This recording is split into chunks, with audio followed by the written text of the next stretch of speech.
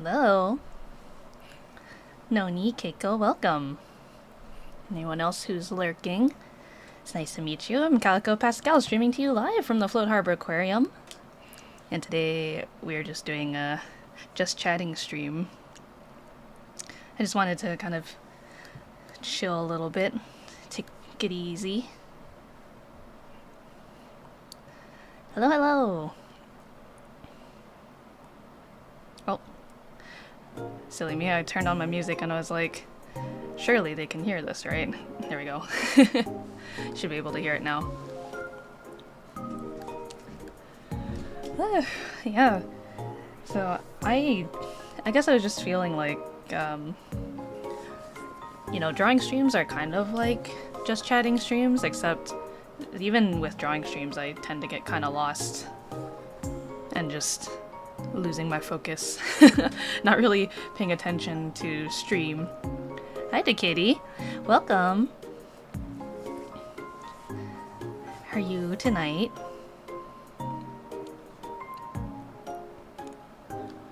Ooh. Before stream I was doing some behind the scenes work for some exciting things that I can't talk about. No, why you sad the kitty? No sads.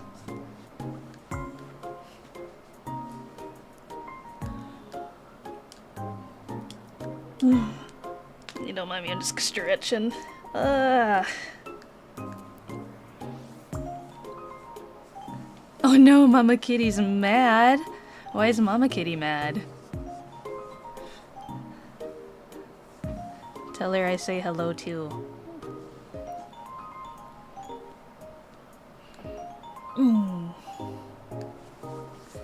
Yeah, I've been getting inspired to do some stuff related to the channel, so I'm very excited. Oh no, I'm sorry to Kitty. It's okay. Here you can just run wild. Run wild and free.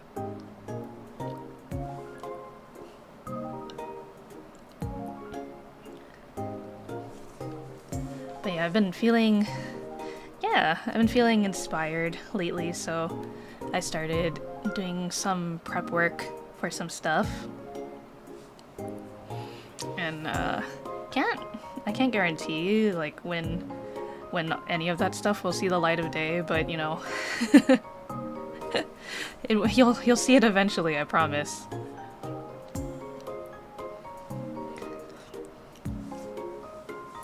I had a little snack too. I usually try to have a little something before stream if I can.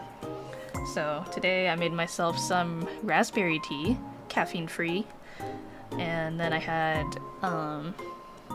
it's this brand of like, they call it themselves like breakfast crackers or like biscuits called Belvita.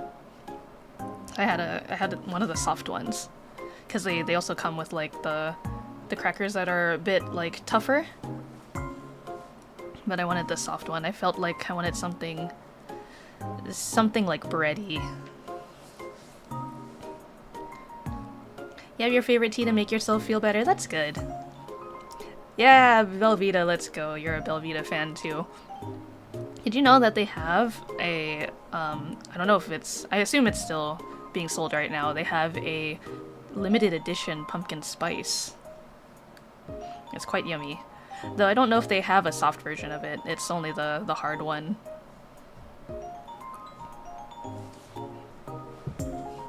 Yeah, it was very yummy.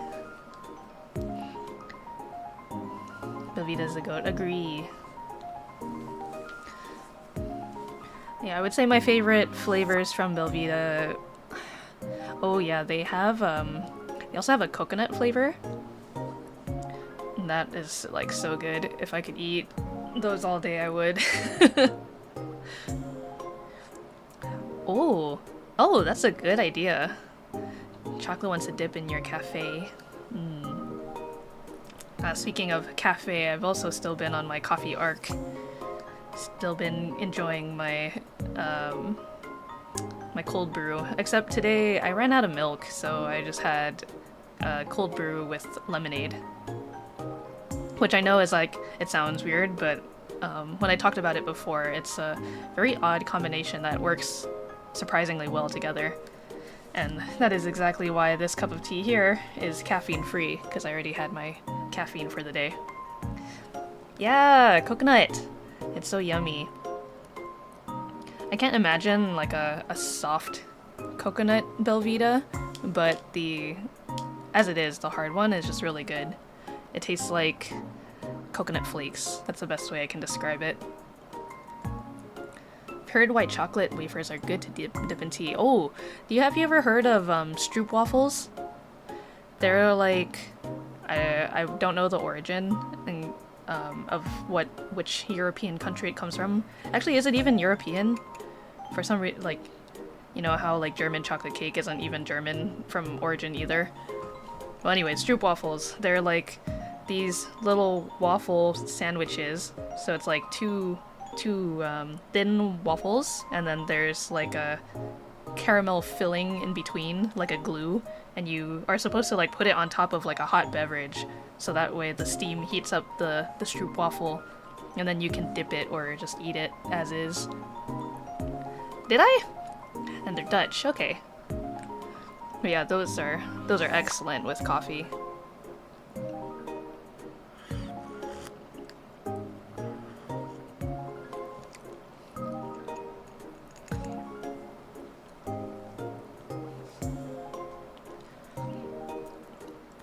But yeah, there's quite a bit that I had on my mind that I wanted to talk about that I didn't get to discuss last week, because last week was kind of a busy week for me, so I had a lot of stuff happening, and then the collab stream was kind of that.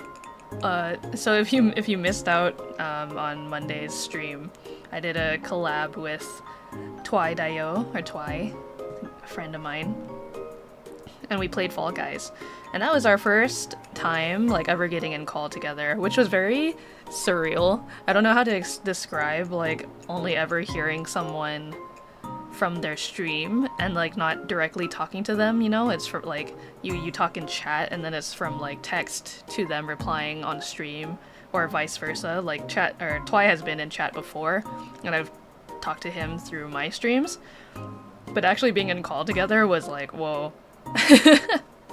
I was very happy. I think the collab went really well, and Twi and I seem to have a good chemistry, which I was kind of worried about.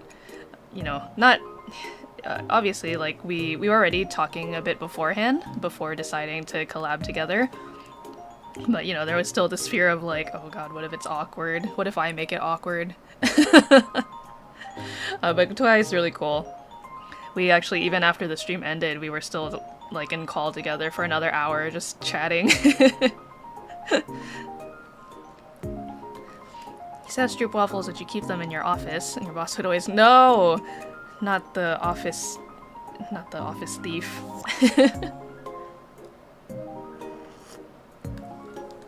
Yeah, Twi is very chill. I definitely recommend his streams, and he's a great vocalist.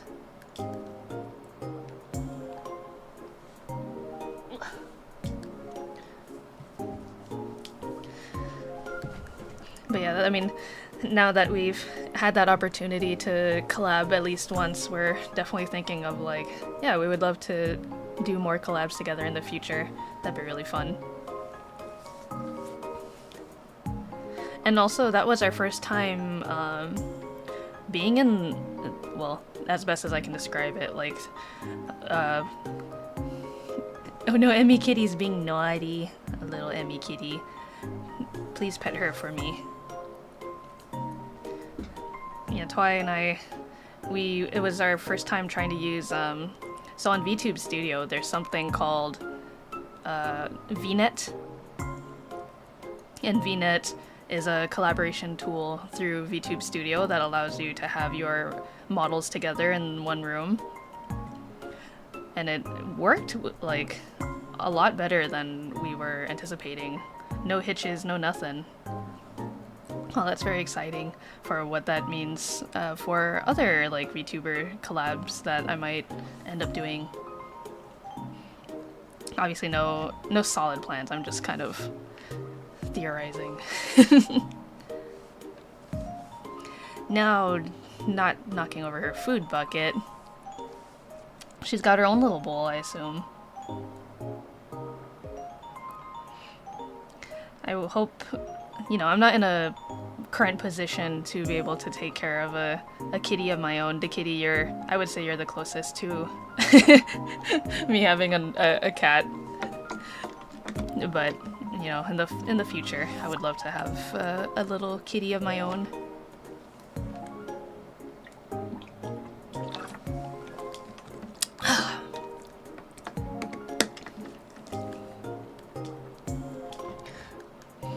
Yeah, so let's see, what did we do last week? I can't even remember. Oh, I was drawing, wasn't I? Yeah, so I did a drawing stream. Oh, that's right, I did the style drawing challenge stream, which, as usual, I got kind of, like, caught up in just trying to make it like too perfect with like one of the first entries, and then I just like kind of bum rushed through the other ones. But yeah, so that week I was so busy because I took an extra day to help out around the aquarium, but then during my free days I was also doing stuff, so just like social battery wise and work wise, I'm just very, very tired. So I just wanted to lay back and chill with a chatting stream. Just kind of catch up and talk about what I did. So one of the exciting things that I did though, over the weekend, it was my first time ever attending. I went to a bodybuilding competition, which for one, for myself, I don't think I would ever want to be a bodybuilder or like participate in bodybuilding, but I do admire like all the work that goes into it, because even though I don't bodybuild personally, I still do work out, and I do have like some goals that I'd like to achieve in terms of like strength training and what I'd like to kind of sculpt my body into, quote unquote. So bodybuilding is kind of like, you know, it's not directly related to what I'm interested in doing, but I am interested in it, and I have friends who are into it from the gym, and so I wanted to support them because I had a couple gym friends who were participating in this particular bodybuilding competition. And so that was kind of fun because it was not only like getting to go to support them, but getting to see like really serious pro bodybuilders like do their thing and see how well, I should also say that even though I went to the show, it was an all-day thing, and it's kind of separated into two parts, and so they sold admission tickets to different parts of the show. So the way that it kind of worked, to my knowledge, don't quote me exactly on this is just based off of what I have kind of learned over time. So you have, let's just say you're participating in this contest, you would go a day ahead of schedule to like sign in and do whatever sort of like weigh-ins. I think they're called weigh-ins. And the weigh-ins basically determine your weight class, because the judging is based off of different, each person's weight. So I don't know how much of a range there is between the weight classes, but yeah, so you're not gonna have like a 200-pound guy versus like a guy in the like 100-pound weights, you know? Usually you're gonna get people who are about the same like body size and height together in the same weight class. So then the next day, in the morning of like the actual competition, each weight class will go up, and then they have several set poses that they're all supposed to do in front of the judges, and basically the judges have them all lined up next to each other, and so like to compare and see how each body looks next to each other. And the prejudging was in the morning, so that was not the part that I got to see live. I know some other gym members went to go see in the morning because that was just when they were available. But that was not me. I didn't go in the morning. But yeah, I think the judging part is like that's at the point where the judges kind of figure out and score, and by then at the end of that half of the judging, like the prejudging, they kind of already know who's the winner. But then there's a second half of the show being the finals, as they call it, and it's not like, you know, finals as in someone gets eliminated and then you only have like the top couple people. The finals is just that each participant gets kind of like a spotlight to show off their best poses, and they have like their own like routine or choreography, and so they will each go up, and then at that point, after everybody has done their little choreography and their routine, the judges then announce who are the winners. And the finals was the part that I showed up for. So it was me and a couple other gym members who went to go root for. It's kind of like the fun, like no matter what the results are, everybody gets a chance to shine and show off, and then, you know, they're all cheering and applauding for each other. Yeah, that's kind of the part where everybody's allowed to go wild, whereas like the prejudging, I think, in my mind, I imagine it's just like all the participants are like doing their poses and the judges are doing their judging, and it's just quiet, you know, because no one's supposed to be disturbing them. Oh, I feel like a sneeze coming on, potentially. Blah. Yeah, so my friends, in their individual weight classes, there was 2 of them who were in the same weight class together, and then 1 of them that was in their own weight class. And they scored, I would say, fairly well, because they managed to place, like actually getting an award. But they weren't very... I know that they told me after, like, their thoughts about the show and what they would do to improve for next time. So unfortunately they didn't get first, second, or third place. But, you know, again, the fact that they even placed at all is a testament for how hard they worked. And I've, you know, seeing them like in the gym working out and training and practicing for this, I know they've put in a lot of hard work. So I'm really hoping for the best, because I know that after this show they were pretty much like all pumped to do it again. I assume, like, you know, if you ever were to put yourself in that position, you would want to just take advantage of like where you were currently at, right? Why stop all the training now? Just keep going and prepare for the next one. In a year's time, you'd probably be like a lot better, like more improved.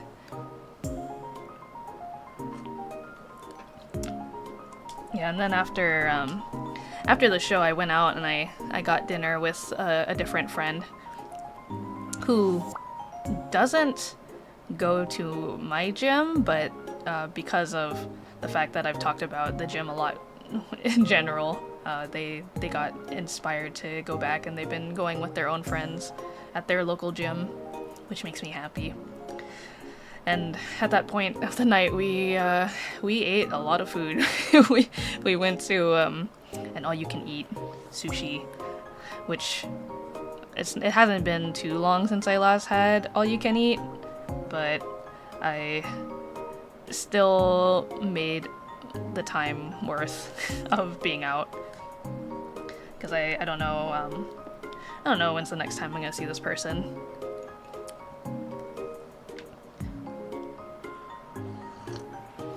So it was nice to just catch up and talk to them about a lot of things,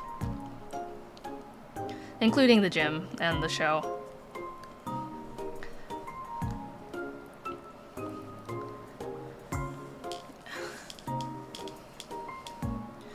Yeah, and then there were some life stuff that I can't get into. But it was just like something that I was really looking forward to, and then just didn't work out, unfortunately. So that's just kind of been on my mind, but I'm doing my best to just, you know, life is life. Your eyes are on fire. The kitty, no. Hope you are watching stream at a good distance with proper lighting.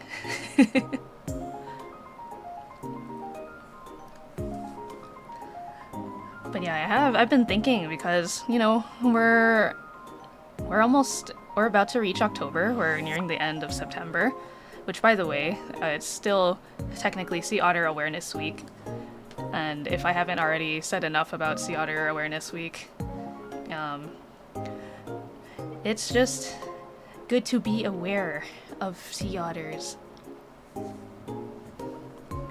They are an endangered species, and they are what we call a keystone species, because without them, or with them, they help regulate a lot of our ocean's biomes.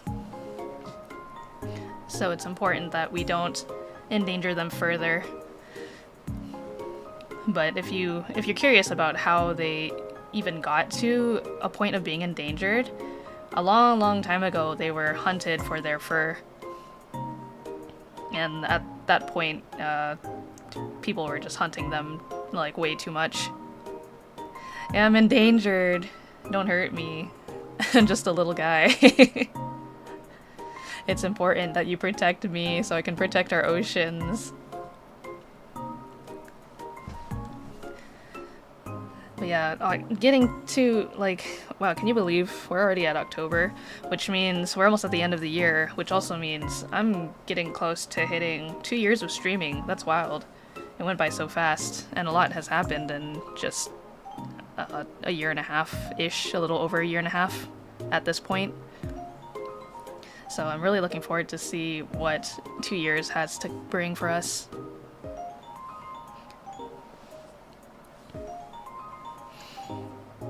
And with 2 years upcoming, going back to what I was saying, mentioning that behind-the-scenes stuff I've been working on, again, I can't promise when when it'll see the light of day, but I promise you'll see it eventually.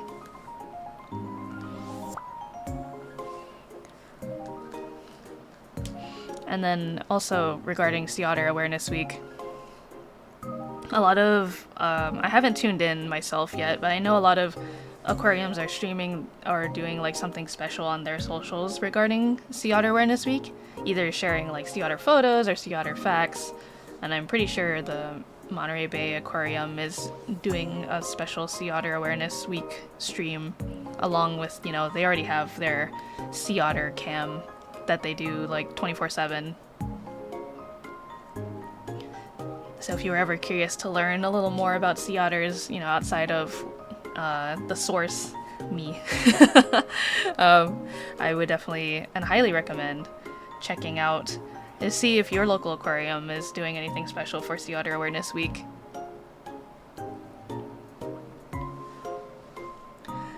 Ooh, and then speaking of aquariums, the Seattle Aquarium, which I visited, was that last year or beginning of this year? I can't remember anymore. But the Seattle Aquarium, they just opened like their new expansion that they had been working on over the summer. I would love to go back and visit and get to see it for myself. From the small like snippets that I've seen of it, it looks beautiful. And it just makes me think, like, in all the different visits that I've done for museums and aquariums, there's always so much thought put behind into like the architecture. Oh my goodness, it's God. Welcome. long time no see. I hope you've been good. I assumed you've been busy, seeing as you are God, after all. I can't remember what stream it was, but I know I definitely talked about you. And I was like, you know, I haven't seen God in a long time, but I hope he's good. Or I hope God's good.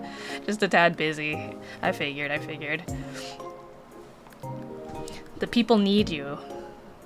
But I'm glad you could stop by to say hello. I hope that's been going well. I hope you've just been good in general. And it's good to see you again. Actually, I could be mistaken, but God, didn't you, or I assume you originally found me through Twy, right? I was just talking about how on Monday I did a collab with him. Might be something you'd be interesting, or you might be, that I can speak. It's something you might be interested in looking up.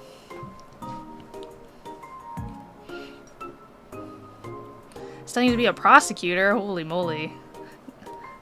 That is some hard work. Good luck. I wish you the best. But I know you can do it. I'm always rooting for you. I'm not going anywhere, so no matter how busy you get, you can definitely, whenever you miss the Float Harbor Aquarium, shall be here.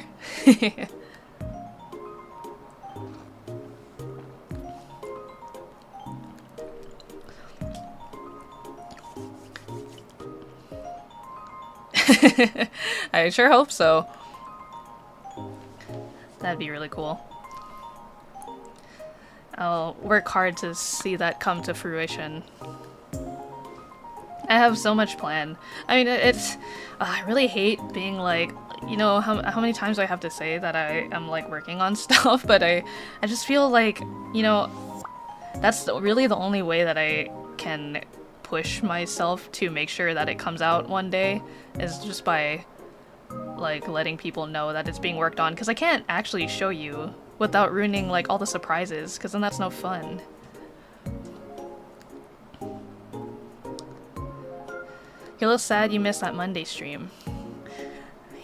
Yeah, it was I don't remember how long ago it was. I think maybe earlier in the month, Twy had messaged me asking if I was open to doing a collab with him, to which of course the answer was yes.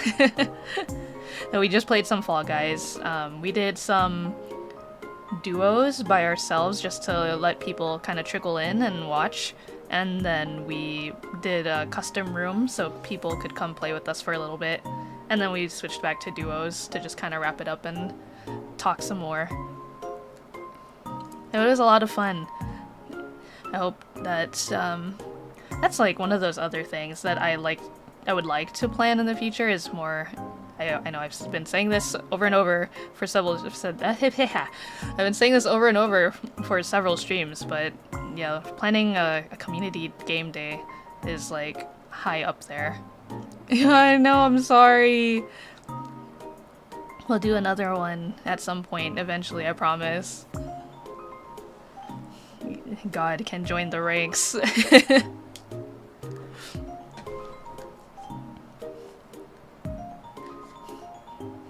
Yeah, you'll if you rewatch the VOD, there's two POVs for you, because we each streamed on our own channels. You get double the content. Ooh, Smash would be fun.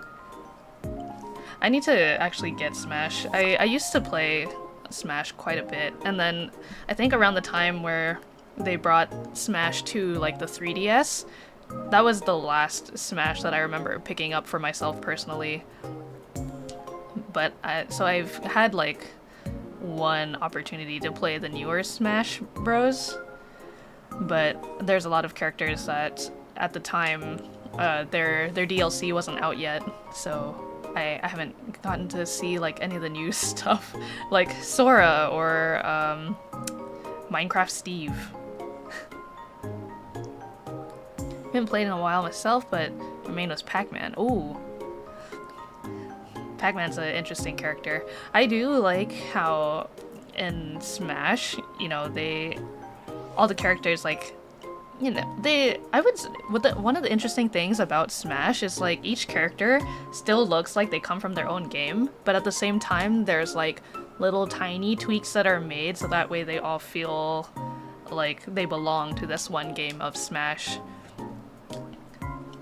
And I wonder what it must be like to be the art director for Smash. To be able to balance that must be really difficult. Like, no one character stands out too much, even though they all come from different games, which is very, very cool. Yeah, exactly. And actually, speaking of Smash, there was a game, I think it's still out on, like, a beta right now. Can't remember what it's called off the top of my head. But it's basically, like, a battle royale that reminds me of Smash, but, like, mixed with Fortnite. And I don't know if they're still running beta tests over the weekend, but that's like the only time that you can play the beta is when the servers are up during the weekend. And it has pretty good potential, in my opinion. I would love to see a 40-person tournament of that game, because apparently that's what it starts off with. It's 40 players. Which, I know, like, Fortnite also can handle that many people, but I don't know, can you imagine a 40-person VTuber stream? That'd be kind of crazy.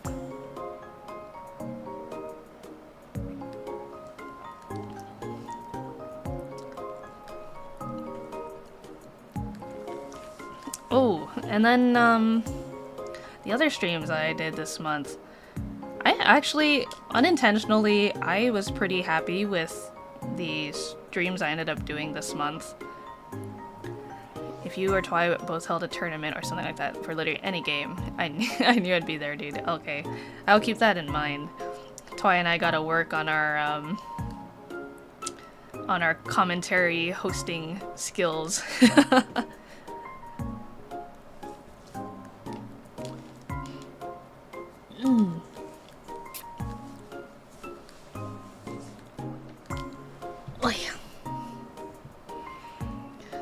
But yeah, on that subject, I was just like, I don't know what it was about this month where I just had all these ideas for streams that was like, you know, I want to kind of try to push the envelope a little bit.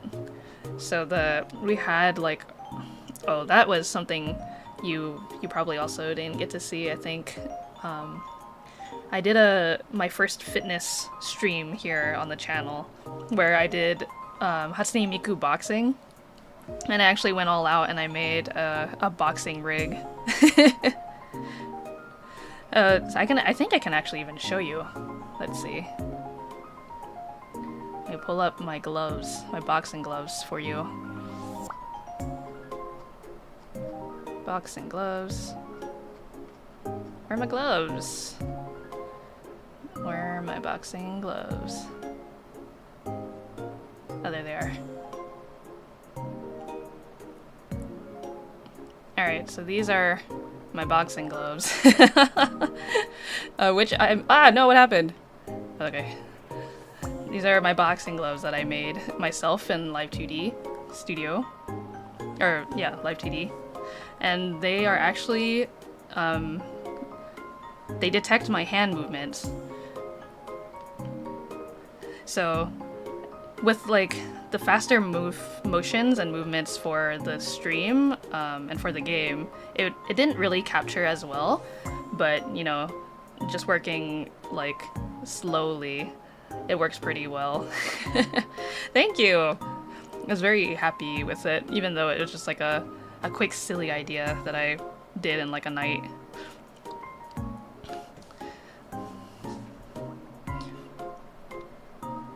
But yeah, things like this I would love to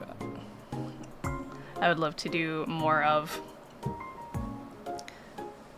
You said you're only gonna be here for a little bit. Oh, you got school in the morning.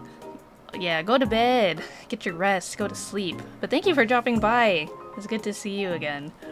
I hope you'll be able to tune in the future a little more. But even if you can't, we're all rooting for you. So good luck.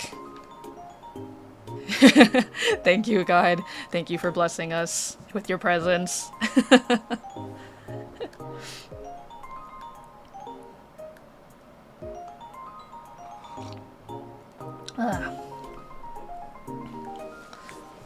But yeah, on the subject again, as I was saying about streams this month, I don't know, I just really felt like trying to pick my brain and do something unique and interesting, different from the norm.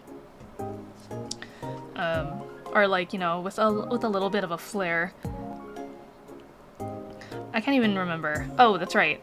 I was like, what other... I know I did a second drawing stream. I did the alphabet VTuber drawing challenge, which I'm still working on.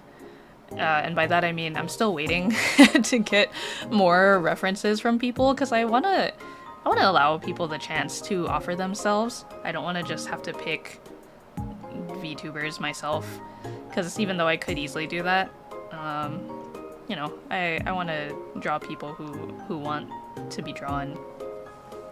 So that goes as a general reminder for anyone who might just be listening or tuning in.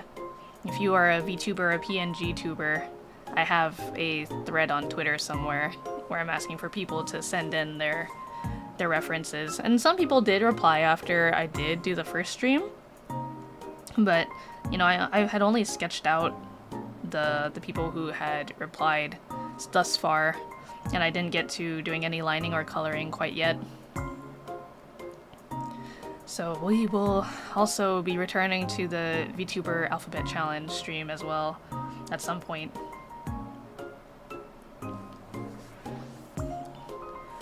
But yeah, the style drawing stream was really fun, and I would definitely be open to doing it again. And like maybe even finishing some of the ones that I had started, or putting in new artists and show styles.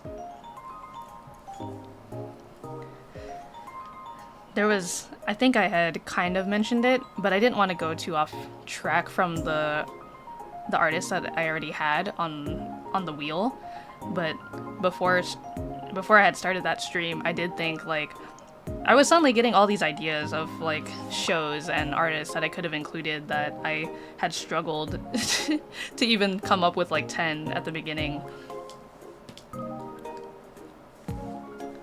Some of them being like, you know, I personally just wanted to find artists and styles who were greatly varied between each other. So I had like the Western TV shows, and then I had a lot of anime, I had some manga artists. But even then, there's still a lot that I missed. And the fun thing for me, I think, is personally, I think my personal art style tends to be both a mix of anime and Western influence. And it's kind of like not really one or the other. You can see a bit of both. Though I think it also really just depends on like what my goals are for the whatever like art piece I'm working on.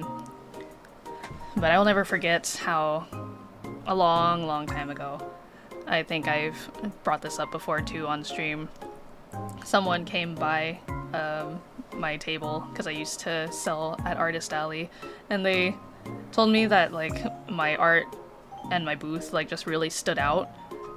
And somehow, like, because I don't think I ever really sold too many art prints in those few years that I was selling, but somehow they still recognized my work, and they had said that my style really stood out amongst like all the other ones, which is not to say there's anything wrong with having a more anime art style, because I was tabling at an anime convention, so, you know, obviously being myself an anime fan, you know, it just was nice.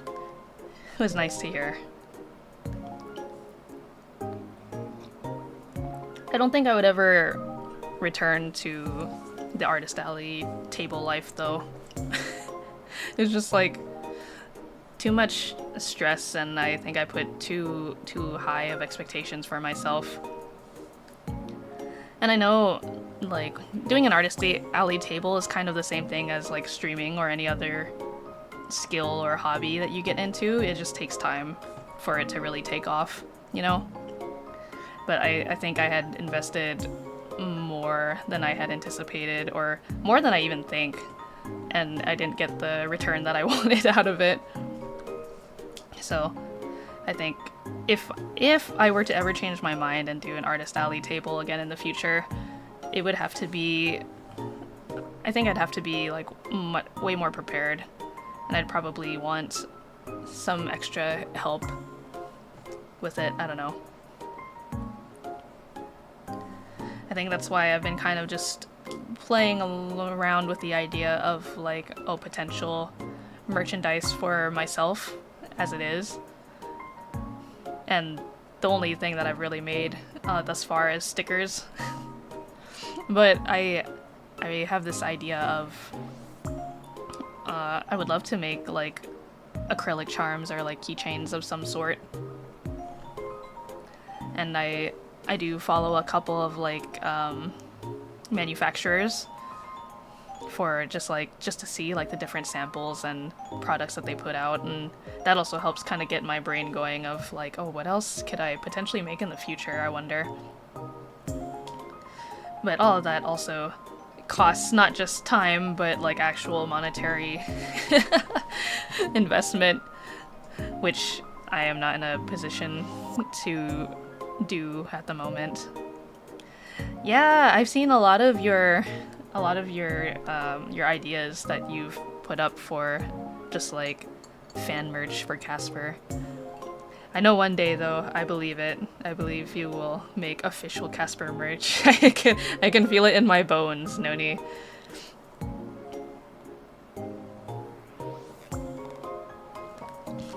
Everybody is a big Noni fan. Noni art fan. We love Noni at the aquarium of Float Harbor. I almost said the aquarium of the Pacific. That's not the right aquarium.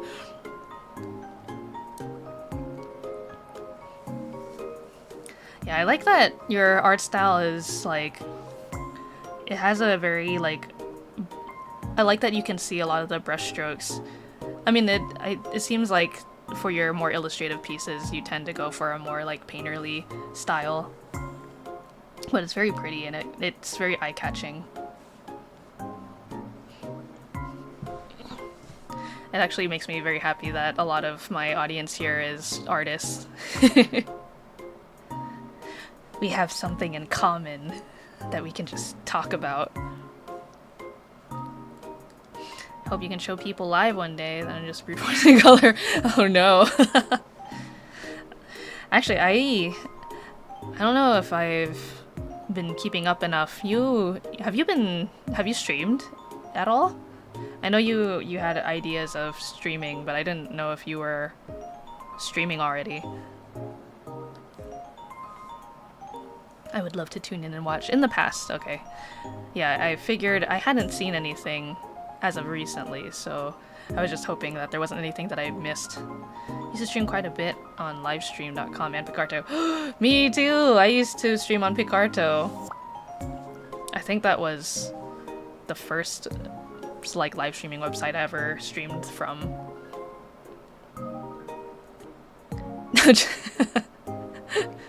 The Just Build a Boy on... Yeah, I do remember. I don't remember if I was watching that live or if I went back and watched the VOD. But that was really funny. It's a fun idea.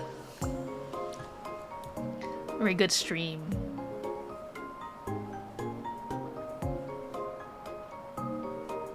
Yeah, there's so many people that, like... I want to support everyone, but I just, like... I either miss their streams or I'm busy when they're streaming. So it's hard to catch them or hard to remember to go back and watch the VOD. But I try my best. Which is also why I don't really, like, I don't really hold anyone to, like, you know, at gunpoint, like, you better show up to my stream, you know?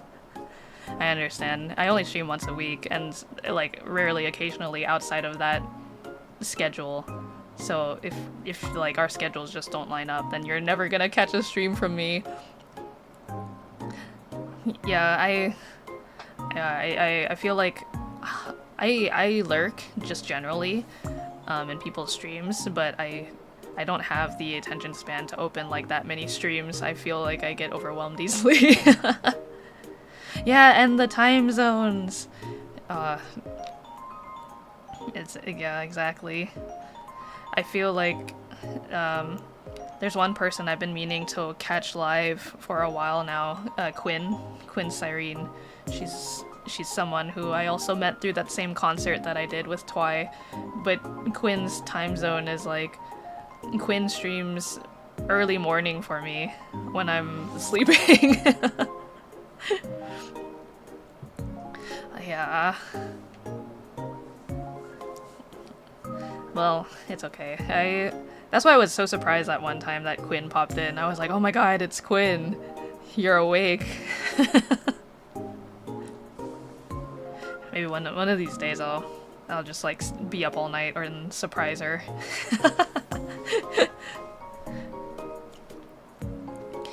Yeah, I actually was talking to someone last night even, where I knew that they were 3 hours ahead of me, and I was up pretty late, so I was like, oh, you know, I'm gonna go to bed now. It's pretty late for me, so I hope you have a good morning. And then they were like, oh, I should also sleep. And I was like, what? What do you mean? Have you been up this whole time? And it turned out, yes, they are also gremlin hours like me.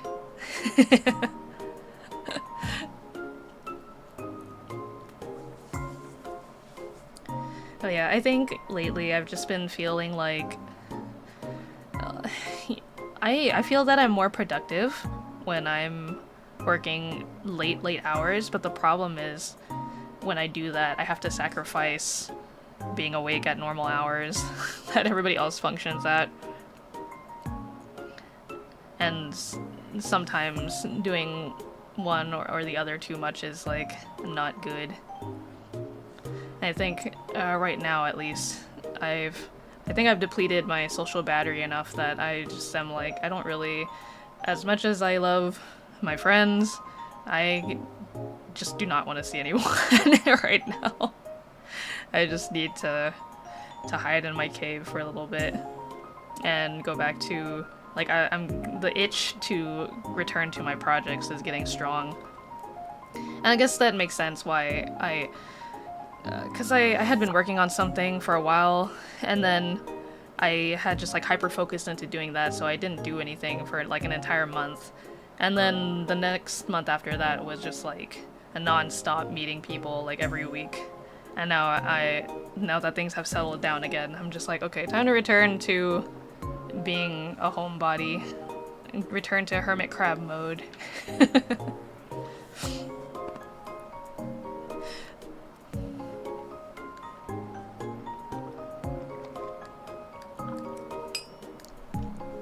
And then circling back again to like fitness and working out, I haven't had the opportunity to really fix my workout routine as much as I'd like. Like I've still been doing it, but just not to what I had wanted to be doing. Like I haven't returned to my norm. I've just been like, I've been working up to it, and then something happens, and then I just stop, and I have to start over again. And then something happens again, and I have to stop. So I need to build up my tolerance and just kind of work my schedule back to being a normal functioning Calico. It's just so hard to balance everything. I really want to be able to find like a fine line, you know, of just being able to do everything without being too overwhelmed of one thing or another, but it's just so hard because environmental stuff is always changing. Things are always happening. It's always someone's birthday. It's always this and that. And streaming is like the one thing I refuse to kind of give up, like, from my schedule. So like the aquarium This is now going back several weeks ago. I used to have a very specific schedule that had never changed in like at least over a year. And then just in the past month, I was asked, because we've had to make some changes, if I would prefer to work like Tuesdays or Thursdays, when normally those are both days that I have off.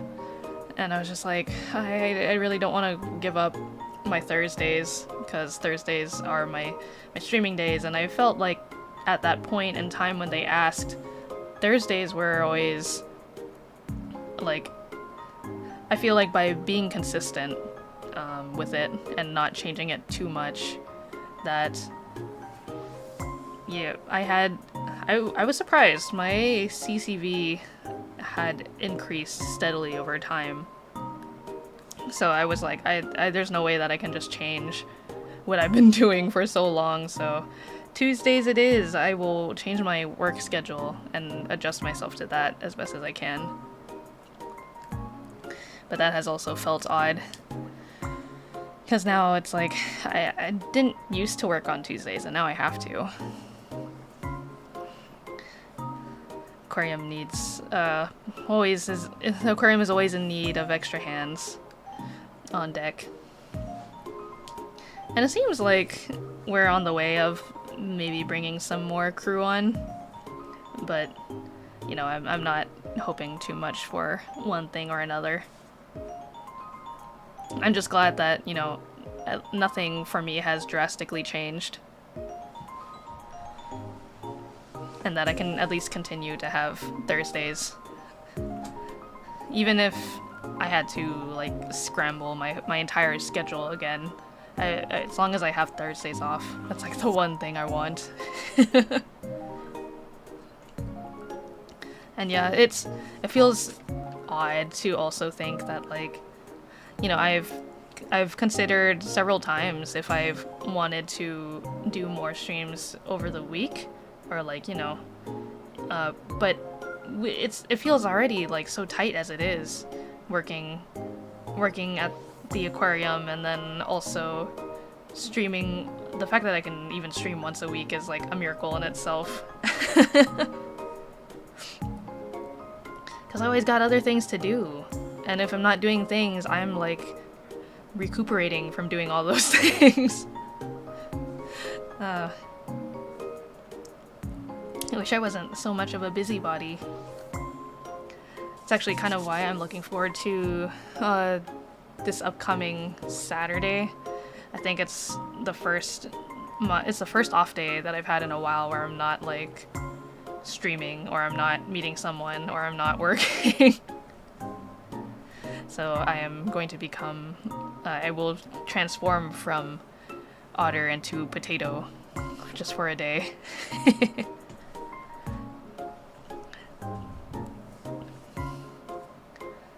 Yeah, I mean, even on these days that I've had off, where like, you know, I only stream at 7, so you think like, oh, what is Calico doing the hours before that?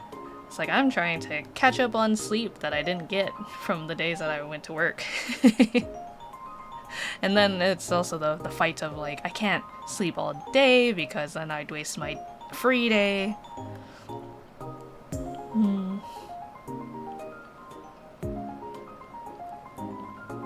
Is there any particular like game or anime that you guys have been playing or watching recently? Can add it to my long list of things to get to in my spare free time.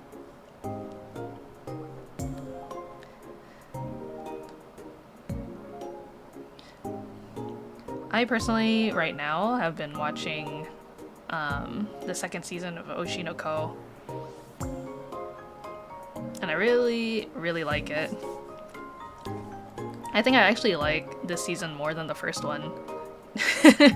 Without any spoilers, I would say both the first and the second season, they do a lot of like kind of deep dives into like different creative careers and like industries, And I find that so, even though I am also technically a part of that industry, like that world, I don't know, just saying it like in an anime for some reason and like having it explained to someone who might not be exposed to that, it's very cool. And I feel like it kind of feels like so a long time ago, like back when Disney had movies on VHS tapes or DVDs, sometimes they'd have like the extra content or like behind the scenes. I feel like those kind of things, when you show that creative process behind like a finished piece of media, I think that's what really gets people's gears like turning and really thinking about how like this isn't just something that someone pulled out of their butt, you know? Like they worked really hard to make that movie or to make that song or that play, I don't know. And then I think that makes people appreciate those things a lot more. And Oshinoko kind of like does something similar in that realm, but it's also like an anime, so then you get the obvious like fantasy and anime tropes that people enjoy out of anime, right? You also like S2 better? That's good. Yeah, it's been really great. And then the animation has not, like, the animation quality has not dwindled at all since season 1, which makes me very happy. And I wonder if it's like that season 1 was so successful that they were even able to go as hard as they did with season 2.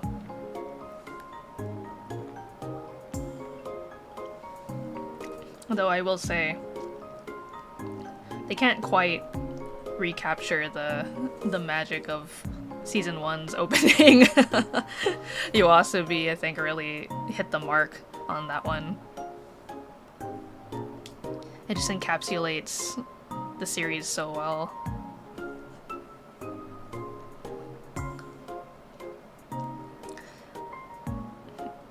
Yeah, the other thing that I really like about season 2 is not, again, just the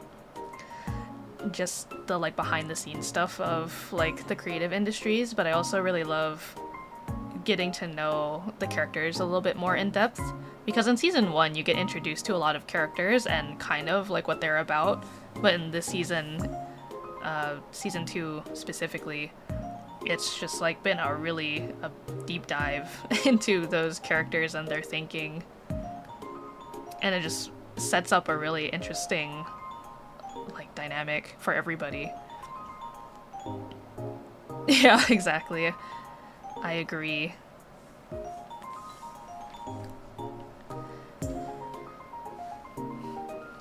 There's a reason why so many people have covered it or like sang it at karaoke. It's just such a good song.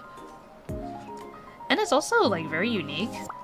I mean, I think at this point, you know, having heard it like 100 million times, it might have worn down some people at this point, but I think I remember clearly when I first heard Idol, I couldn't help but think like, oh, this is very interesting. The cut from like the like poppy J, like the J-pop sound to then like the rap, that was very unexpected.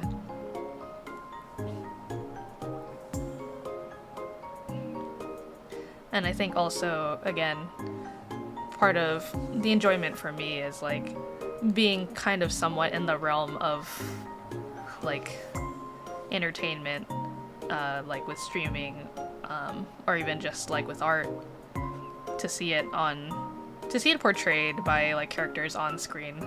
There's something very cool about that. It kind of makes me feel cool by extension, you know?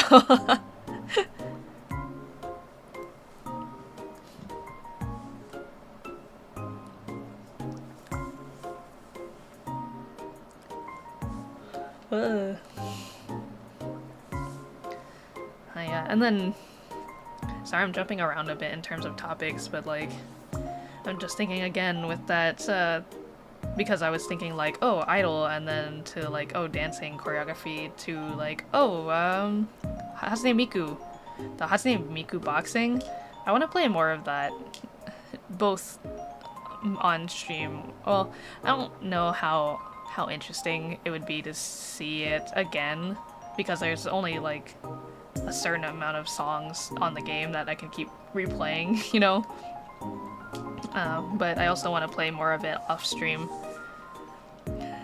I did think, like, you know, it's not like hardcore cardio, but it is cardio nonetheless, and the fact that I have access to it at home helps a lot on those days where I just don't want to make the drive out to the gym. Oh yeah, and then, gosh, because I remembered with driving, that was something else that had happened in the past week that was like, oh great. Basically, let's just say I had to take a car in for repairs of something, and then the repair I had anticipated to cost a certain amount, but then it ended up being like an extra 0 at the end of it. So I had to pay quite a bit for some car repairs, but I'd say it was about time. I've had that car for a while. Oh no, the kitty. I'm sorry. Welcome back. I hope you'll be able to forget your worries a little bit.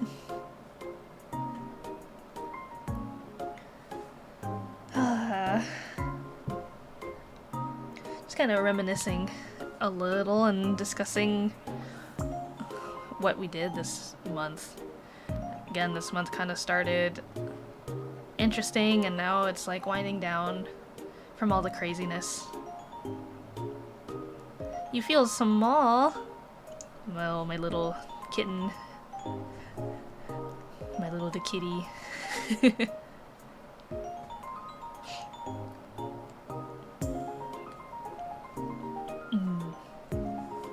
I'll call you my kitten with love, lovingly, not in the like cringe way.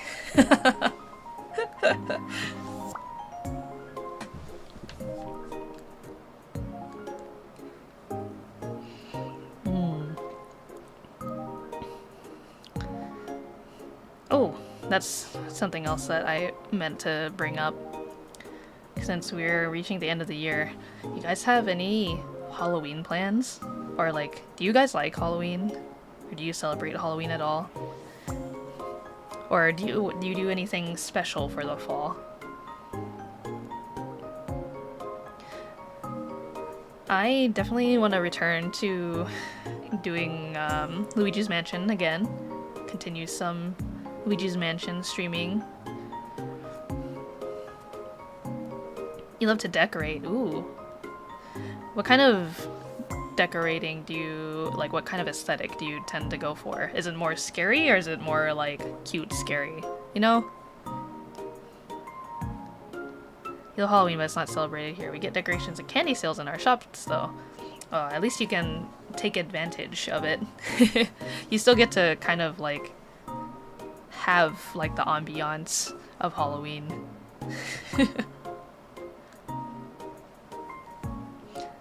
I don't think I've ever properly celebrated Halloween in like a long time. In fact, the last time that I even drew a Halloween related picture was like 2021. And I think I just haven't tried doing a new Halloween picture because I just felt like I did really well with that one that I did. Though I know I still have ideas I could potentially pull from to do another one. I just haven't tried my hand at doing it.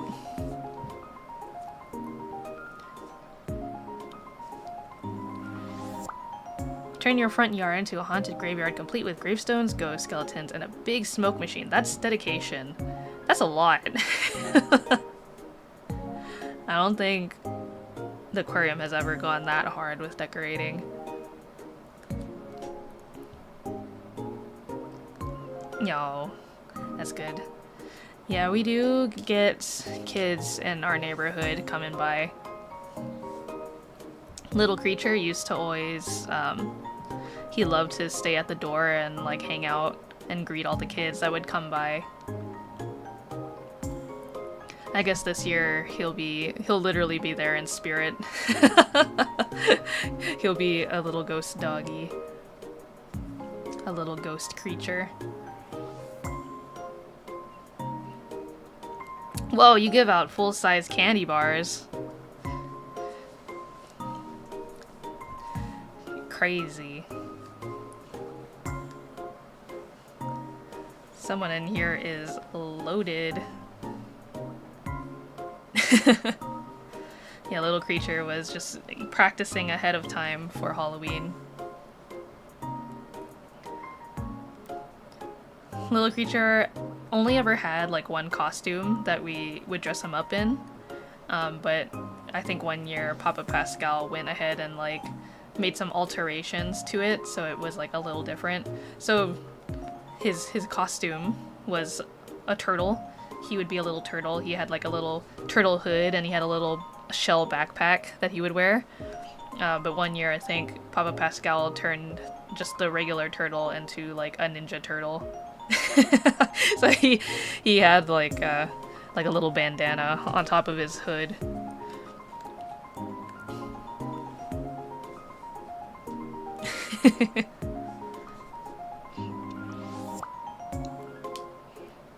Yeah, little creature.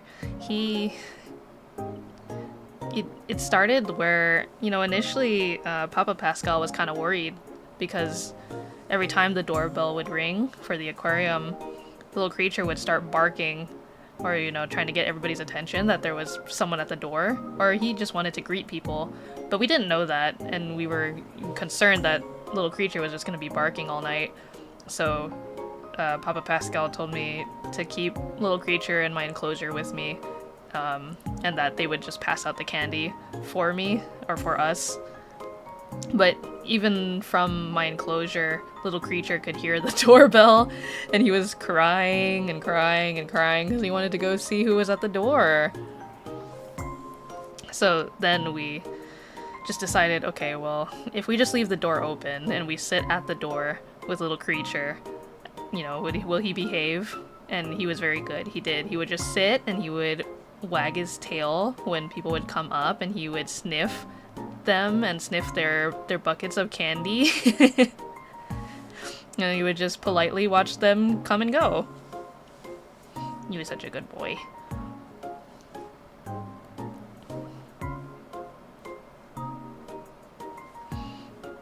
And everybody who came to visit loved saying hello to little creature.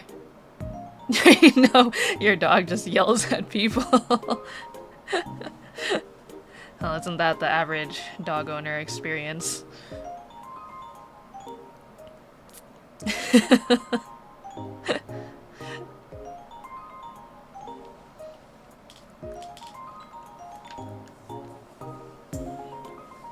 Yeah, I do wish I had gotten little creature more outfits, like more costumes, because he had little sweaters and things for the winter, because he would get cold, so we would put on like little hoodies and jackets for him, like t-shirts.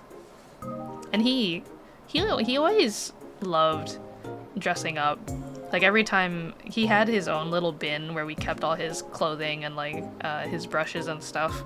So every time I would reach in and grab one and he would see me holding it up, he would like sit and just like let me put it on him.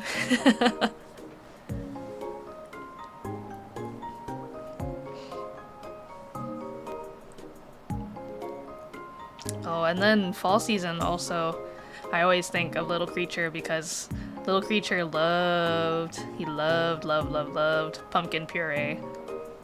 Pumpkin puree and pumpkin pie. So I'd always let him lick the spoon.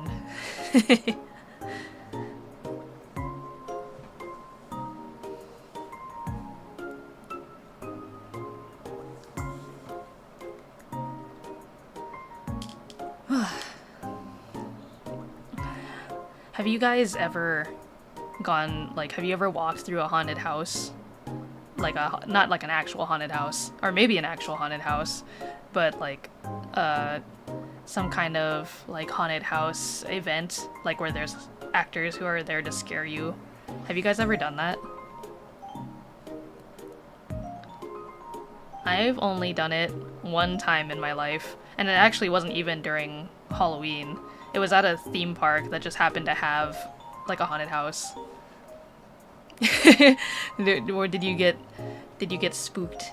Did someone scare you, Noni?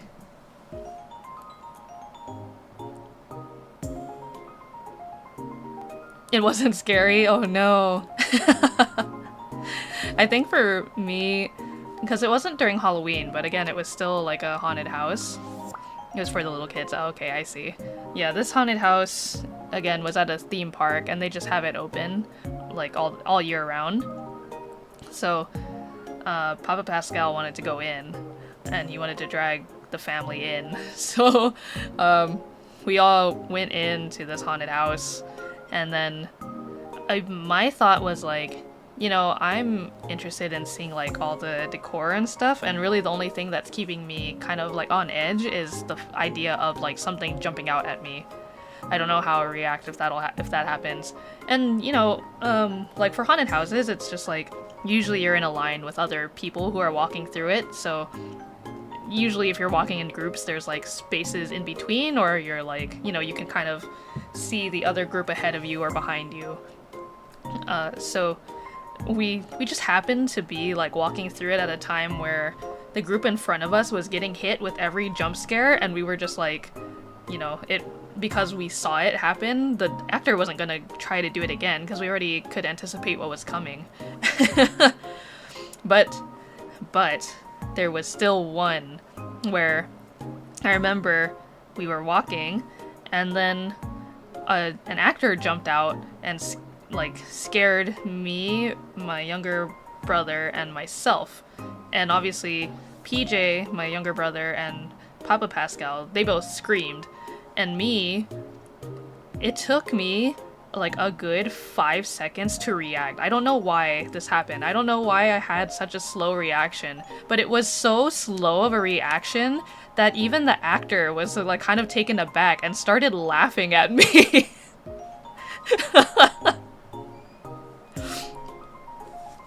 You did once and you hated it. You jump scared. Oh no, Keiko. Yeah, so the only reason why I bring it up, you know, other than like because we're talking about it, is because I have some of my other coworkers at the aquarium. They want to go to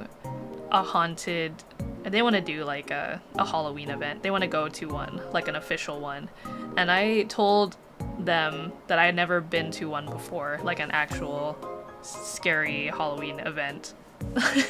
And they told me, you know, well, we just want to be sure that you are going to be able to enjoy yourself, because, you know, the ticket's a little on the expensive side, and we wouldn't want you to feel like you wasted $70 to go to this thing and then you just like have a terrible time. But they also kind of assured me that, you know, if I do end up going with them, it's gonna be a pretty big group, so they don't think that I'll get singled out. So I should be protected by my coworkers. If I do go. I'm still kind of like, I think I want to go, but I'm still kind of like thinking it over, you know? The thing that I'd be most excited to see is like, for any of the actors that aren't like jumping out at people, I would love to see like the costuming and a lot of the props and obviously like the special event food. I'm definitely interested in that. And I actually don't know if they have this, like maybe I'm just making this up and I saw it online somewhere, but I don't know if it's specifically for the event that we're going to, but I remember seeing online a long time ago, they used to have something where for an event similar to like this Halloween event, they had like a special like light or like a badge or like a shirt or something for people who wanted to attend the event but didn't want to be like scared. Like they didn't want to be jumped at, you know? I think that's kind of nice.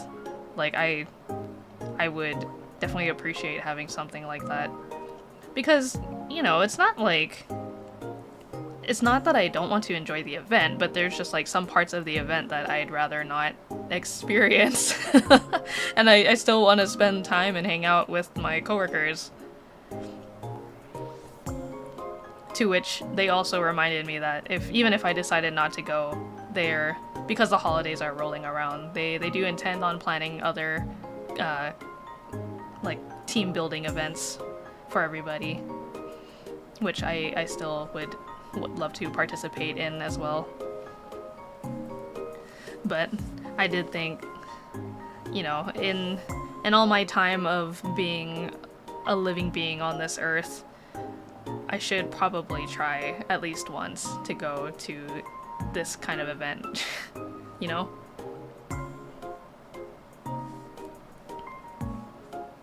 But the way that one of my coworkers described it was like, they were saying how for them, like, they know that their girlfriend would never want to go to like a Halloween event like this, because they really do not like being jumped at and being scared, or like they would feel like, for them at least, it's like a waste of money. But they really want to go skydiving, in which my coworker said, I would never pay to go skydiving, and like I would never pay to traumatize myself that way. So really, it's to each their own. It just seemed funny to me that they both agree like there's some things that they would never ever do, even if their partner wanted them to do it really badly. I guess for good reason.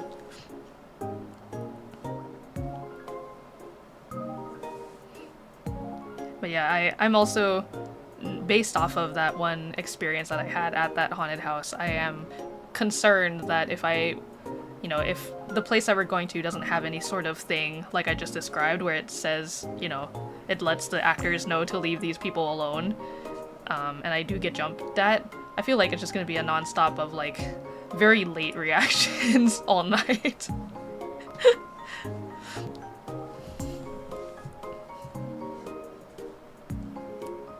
Again, I still don't know why it just like took so long for my brain to process that I had just been jumped at.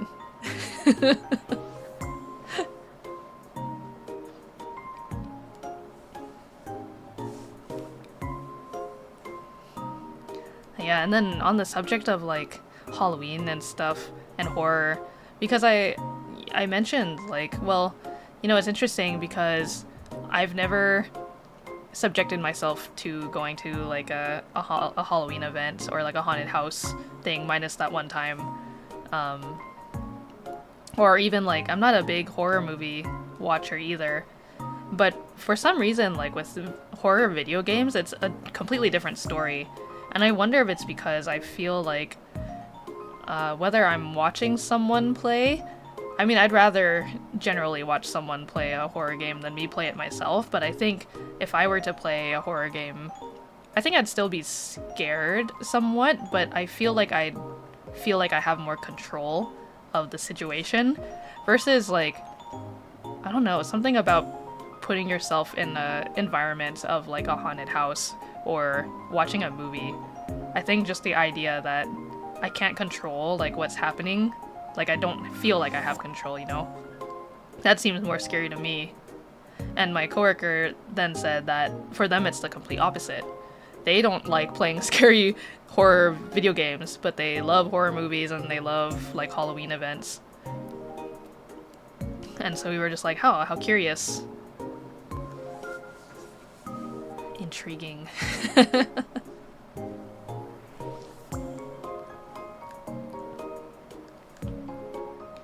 Do you guys have... Well, I know, Noni, you said that you don't really celebrate Halloween where you're at, but...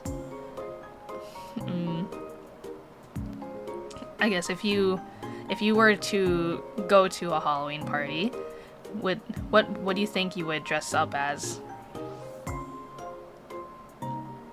Yeah, exactly. Yeah, enjoy, like, I don't know.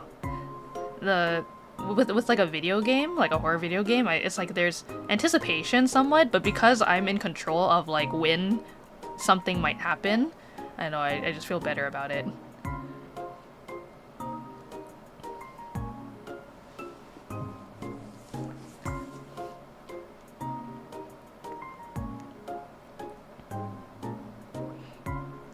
Oh, Blue from Blue's Clues, that's so cute. I'll be your Steve then. If you're Blue from Blue's Clues, I'll be Steve.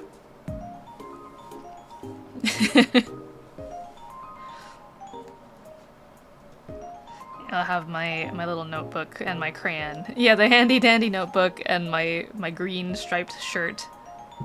And we'll sit in our thinking chair.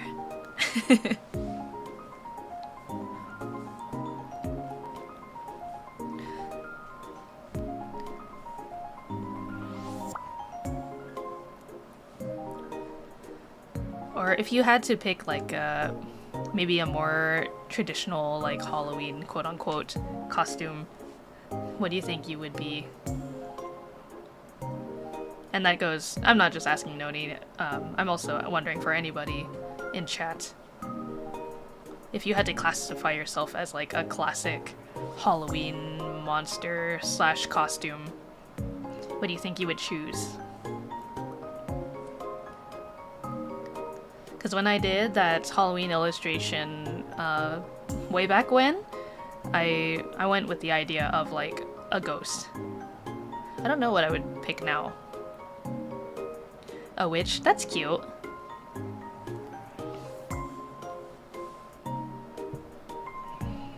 Yeah, I always love, like, I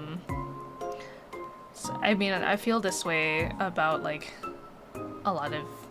I don't know, I see it mostly with, like, summer and fall and winter, but, like, in the summer, you'll get a lot of artists drawing like beachy, summery themed illustrations, which is obviously my favorite personally. But then when you get to fall, there's a lot of like really cute Halloween illustrations, and in winter you get all the cute like holiday illustrations. And they just get better every year. Everybody always has like creative ideas.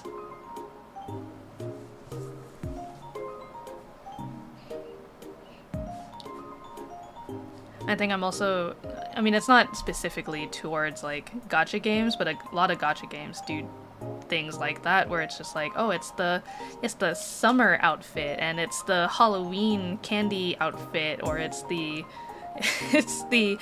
winter snowy outfit. Yeah, there's always like a lot of different little themes and things that you can put together to make something new and interesting about it. Motifs, I guess, is what the word I was looking for.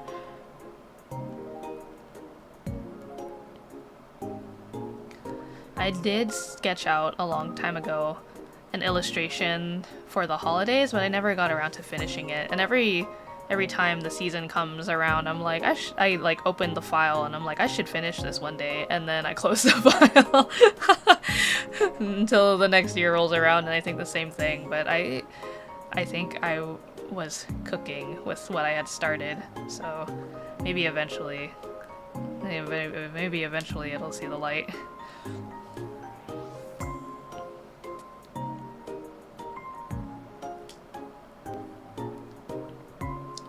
I'm definitely not a candy person, but since we're on the subject of Halloween, is there a specific candy, like a type of candy that you like?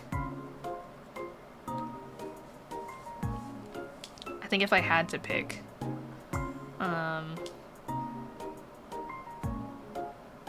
I think I would do like more of a fruit flavored candy. I tend to enjoy those more than like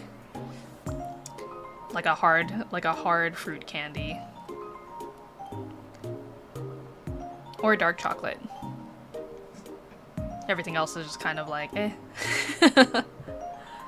Though I do like Swedish Fish, which is like weirdly like they're gummy, but they're kind of like a tough gummy.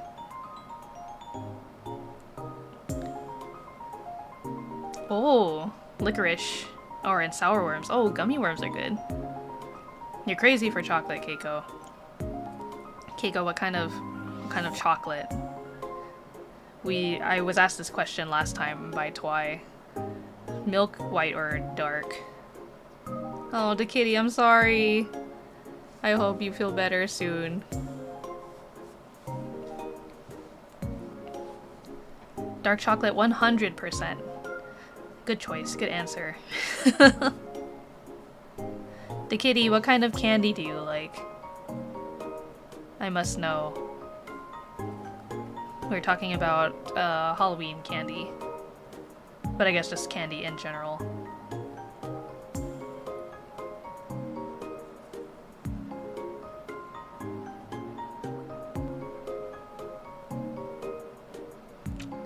Ooh, Twix.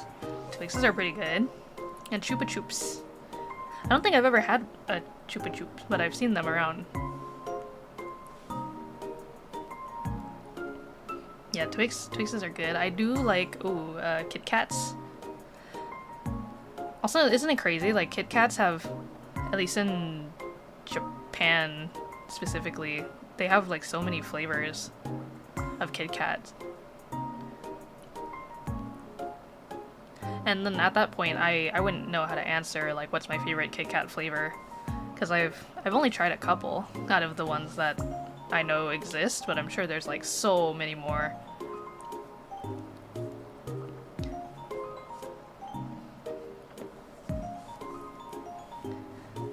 Like, I'm thinking back, the very first time I went to Japan, I tried a Japanese Kit Kat that tasted like sake, and that was very interesting. Yes, I love the matcha Kit Kats. You are right to assume that. Oh, those dark chocolate mint ones, those are really good too. Those are delicious. I've also had, they're not exclusive to Japan, but I've had raspberry Kit Kats, and those are also amazing. Raspberry ones do taste different from strawberry, by the way. They're similar, but they're not the same.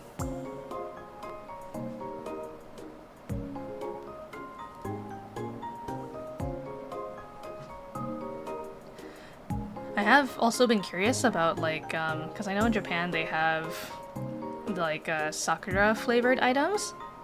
And I'm pretty sure I have had, like, sakura flavored things before here in the US from, like, you know, a Japanese supermarket or, like, a restaurant, but I can't really quite put my finger on, like, what the flavor tastes like, because it seems to vary. Like, it just seems like they call it, like, sakura flavor in quotes, but then it's, like, the actual flavor is, like, some kind of strawberry or, like, some kind of cherry or, like, some other pink or red fruit. And it's not ever as floral as I imagine it to be. But maybe I just have never had, like, actual cherry blossom flavored things, you know? Or maybe they're not very floral tasting to begin with. I don't know.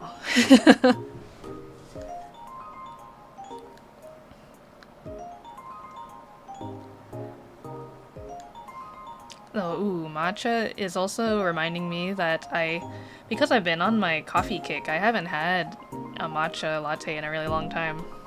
Should make one eventually. Ugh, the craving is growing.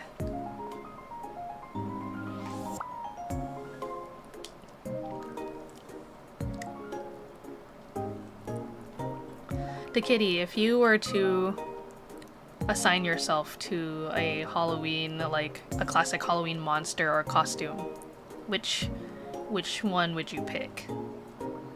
I mean, I think an easy answer would be like you would be like a Halloween cat, like a black cat, like a little cute Halloween black kitty.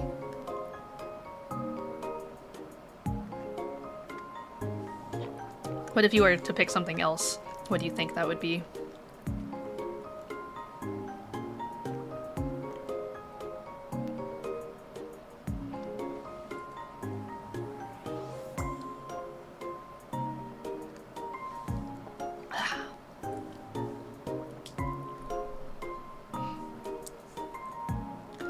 You dress up as a black cat named Lucky.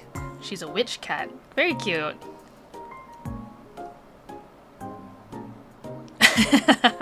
What kind of chocolate did you get, Noni? You have a clover collar too. Aww, so cute. Noni, what kind of chocolate do you like the best? Oh, chocolate mint biscuits. Ah, that sounds good.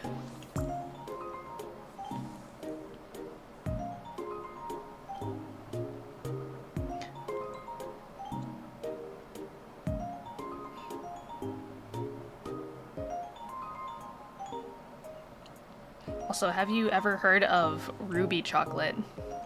I've definitely brought this up before on stream, but have you ever had a ruby chocolate? Ooh, hazelnut chocolate? Yes. Yummy. Nutella fan. Me too! Yeah, hazelnut chocolate. Ooh. No, you haven't? Okay. Yeah, I think again, don't quote me on this, but I'm pretty sure ruby chocolate is just like some kind of variation of... Actually, you know what? I'm gonna look it up. Let's actually Google this. Because I'm not 100% sure anymore. And I don't want to just be making up lies on stream. So we'll find out the answer. Ruby chocolate. Okay, from Wikipedia. I'm reading this to you straight from Google.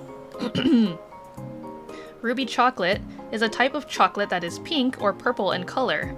It is made from the ruby cocoa bean, which is grown in Brazil, mention, Ecuador, and the Ivory Coast.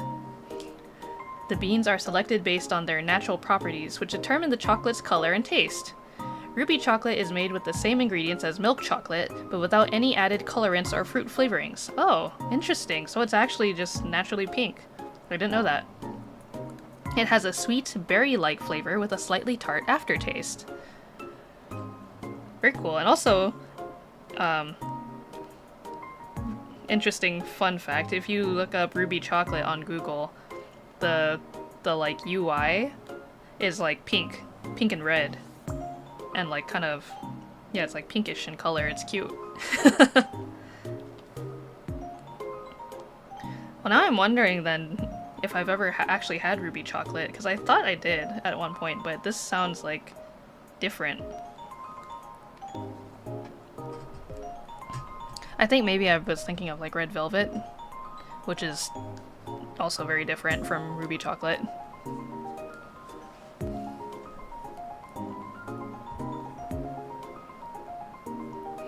Also, I think the whole like harvesting process and how chocolate is grown is so interesting. I probably watched a couple, like, not like a full documentary, but like random YouTube videos about like people harvesting chocolate and making their own chocolate from their own cacao beans.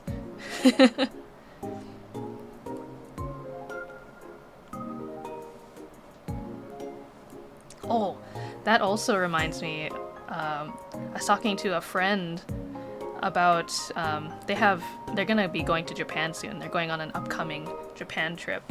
And one of the things that they're planning to do is going to a coffee tasting omakase. Which, if you don't know what like an omakase is, it's kind of like the chef makes like plans a whole menu, and then they just kind of make you stuff and you sit there and you eat and you taste everything that they hand you.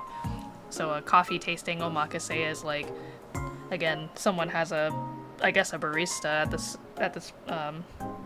at this point.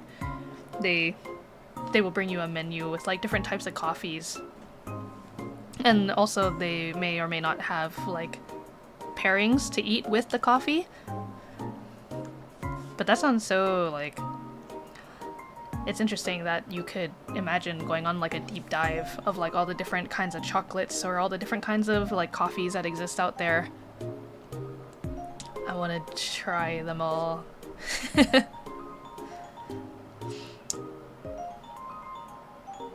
And then I also found out that, you know, I don't know which one is better, but there seems to be a coffee omakase also in LA, Los Angeles. So it's a bit closer than Japan for sure, but I don't know if it's as good, you know?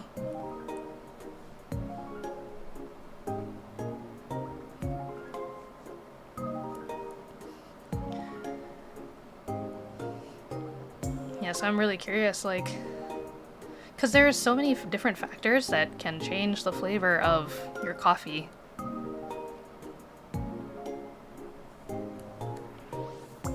Yeah, I've always wanted to do, because I've never even done like just a regular omakase, so I'd love to do more like food related events like that. I think the closest thing that I can think of like a food tasting thing that I've done, well, I guess there's several things, but they weren't really like official like food tasting. It was just kind of like, oh, they are like catering a bunch of different food here, and then you just get like a little thing or a sample from each one. But that was a long time ago. And then I've also done wine tasting, but that ended in disaster. So I don't know how open I'd be doing that again, unless it was just like maybe more like handled better. like having an official like staff person like touring us or something and showing us around and explaining the wine a bit better. Because the first time I went wine tasting, if you've never heard the story, I went wine tasting with a friend a long time ago, and basically the samples that they were giving were like almost like a full glass of wine. Not like, you know, when I say a full glass of wine, I'm not talking about like the wine being filled all the way to the top, but like technically a full glass of wine is like, you know, like a half a glass is like, that's considered full, right? And then like filling it all the way up to the top is kind of like, whoa, cowboy, slow down. He just had a person giving us like full sizes of glasses of wine, and I was just downing them all, and there was nothing to eat to help absorb all that wine, and also we had to ask for water, which is very odd. You know, normally they just kind of anticipate that you should be drinking water while you're having wine. But basically I was just, you know, that image of the kitten with the belly full of soup, that was me, but just like full of wine.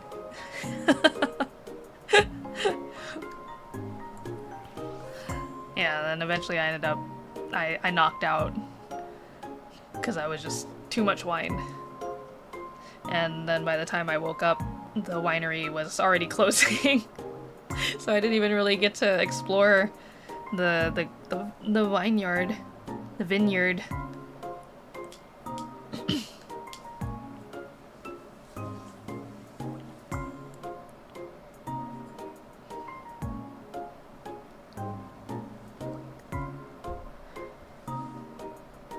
And then, speaking of like trying out a lot of different foods, I've been craving this for a long time, but I have not had a chance to go yet. But I've been craving dim sum, like so bad. Just a good old Chinese dim sum.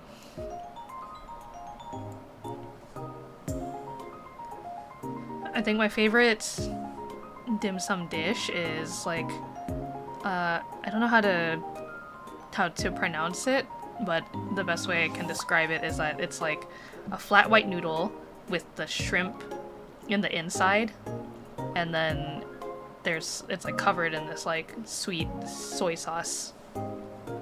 That is so good. That and shrimp shumai. Oh, that sounds so good. Just making myself hungry. Oh no, I'm making you guys hungry. No. Yeah, I mean, I generally skip dinner until after stream on Thursdays.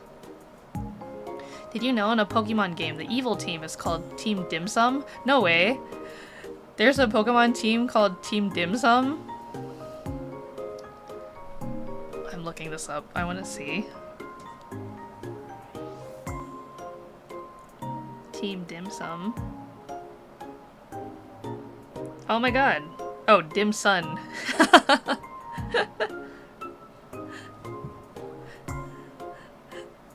Yes, I can see it. Yeah, Pokemon Rangers, Shadows of Almia.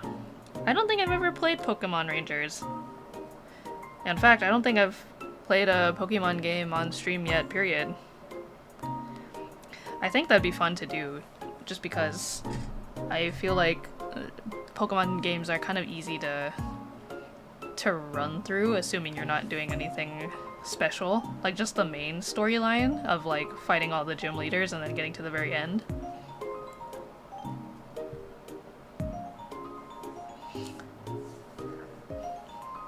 I'm sure maybe we should. If I was gonna stream Pokemon, it might be more interesting to do like a Nuzlocke challenge or something.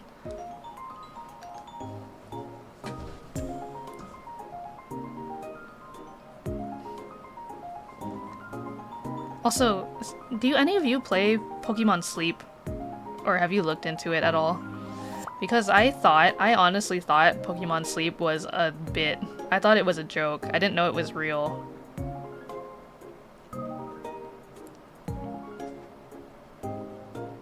You do play. Wait, you play it, or do you play it every night? Wow.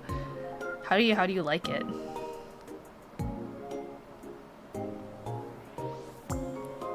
Also, what kind of Pokemon are you catching in Pokemon Sleep? I played, and obviously I'm not talking about on stream, but I've played, I used to play Pokemon Go a long time ago, like back when it first came out. But back when it first came out, it was just like brand new, you know, and I didn't really know what I was doing. I don't think anybody really knew what they were doing. And I think I stopped playing like right when it started to pop off.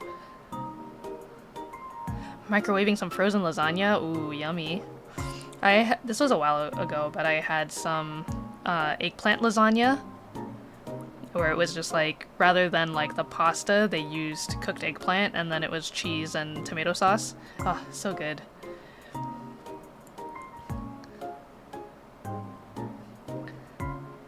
You like Sleep a lot? Oh, it's a sleep tracker. Oh, interesting. Oh no, not the saved data. Also, welcome, Ram. Catch different groups of Pokemon in sleep categories based on how you slept. Oh, interesting. How does the app know how you slept? Is it like, do you need a watch that's like connected to you for it to detect you're sleeping? Or is it purely just kind of based off of like one of those apps where you have to, like, as long as your phone is off, track sound and movement? Whoa. That's cool. I should look into it, because now I'm curious. I never know, like, how I sleep. Place your phone upside down on bed and it tracks movement somehow. Whoa. Yeah, I've been kind of curious, because I never know, like, how well I sleep. Like, you know, some days you just wake up feeling more refreshed than normal, and then some days it's just, like, such a slog. It's so hard to get up. I also found that, you know, I mean, again, I've been around for quite some time in my life, but it was only very recently that I learned that I sleep much better, at least I think I sleep much better, wearing a sleep mask. And I've never had to sleep with a sleep mask in my life before to know that, up until now, where I was like, you know, what would be really useful, because I've been going to bed kind of late, and by late I mean like when the sun is starting to rise, having something over my eyes too, because even when you like close your eyes sometimes, you know, like the light can still go through, like you can still detect like light and movement sometimes with your eyes closed. So I was thinking like, oh, you know, a sleep mask. Hello? Oh no, OBS. Okay, I saw, I guess OBS had a little fart moment. Are we back? Hi guys.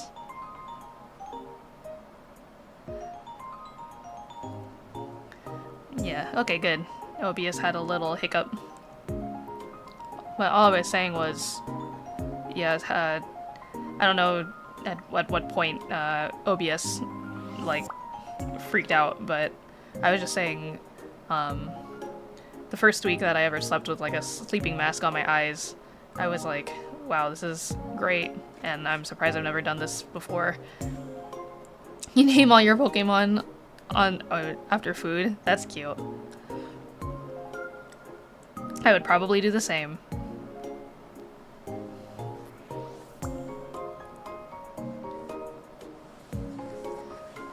But yeah, I don't know. And then I'd be curious to know like how much certain dreams might affect the way that you sleep. Because I know sometimes like I'll have some very strange dreams and then I'll wake up and then I'll either remember certain elements or I'll completely forget by the time I'm awake, but I'm sure like, you know, if it would be able to detect like if you're having a nightmare or something based off of like the noise and movement that you're making. You have a Doduo named Hush Puppy, aww, and Rice Ball, and a Jigglypuff named Mochi. That's so cute. Very good names.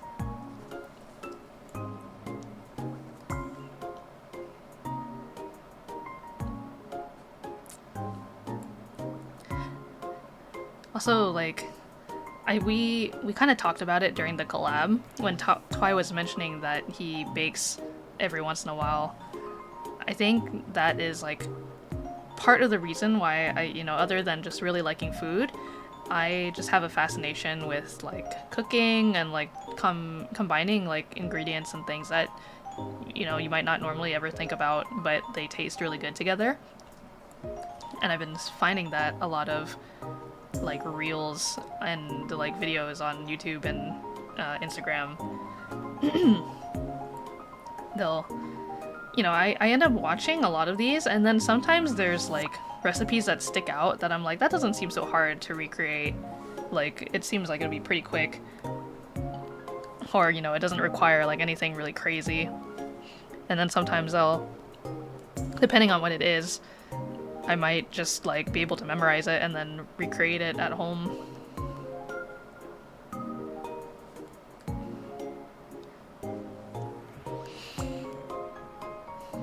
But yeah, right now, as you can guess, a lot of fall flavors are in trend. A lot of butternut squash and onion and thyme and pumpkin.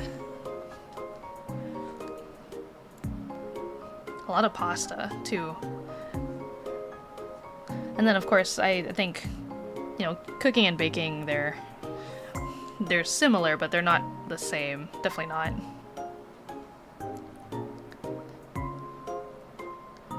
And then I would consider myself a better baker than a cook, just because I'm the type of person where baking is very precise.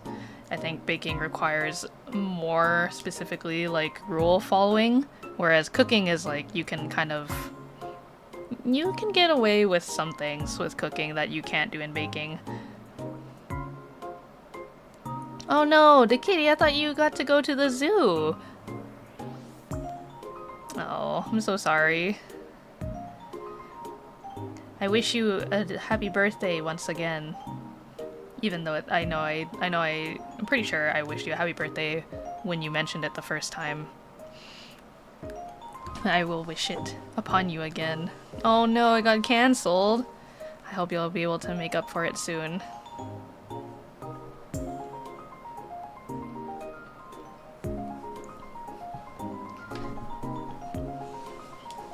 What animals are you looking forward to seeing at the zoo?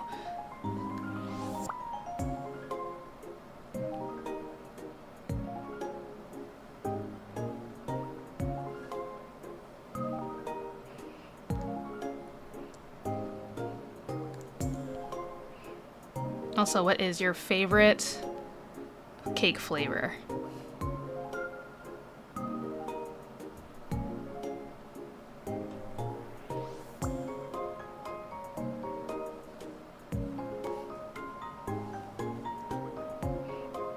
Cream sponge, ooh. Sounds good. Ice cream cake. Good choice, good choice. A classic.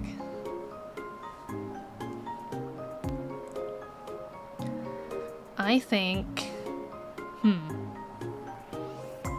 My favorite cake flavor... That's a tough one. I'm trying to think of like all the cakes I've ever had in my life that really like stood out to me. You prefer pie to cake, of course, but you really like carrot cake and cheesecakes. Ooh. Yeah, carrot cakes are really up, like, I would say carrot cakes are high up there for me. I just really love the combination of, like, the carrot and then the cream cheese and the walnuts. Ah, yes. You know, cheesecakes, I like cheesecakes, but it really depends on the flavor. Like, I don't know. I mean, there's nothing wrong with, like, a plain cheesecake, like a New York cheesecake. But I've talked about this, the best cheesecake I've ever had in my life thus far, I had,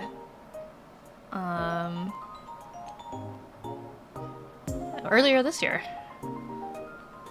It was a coconut cheesecake with, like, it had this amazing, like, little zest of lime and can't remember, some kind of, either, I'm pretty sure it was passion fruit, like, on the side, like a passion fruit puree. Most cheesecakes you've had were tart or sour? Oh no. Pretty sure most cheesecakes aren't supposed to be tart or sour.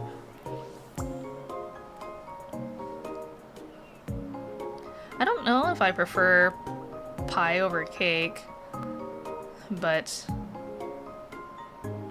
Oh, okay. The lemon way. Lemon cheesecake sounds interesting. I can see that being good if you're a lemon fan. No, don't, the kitty, don't make fun of Noni. Noni is our mod now.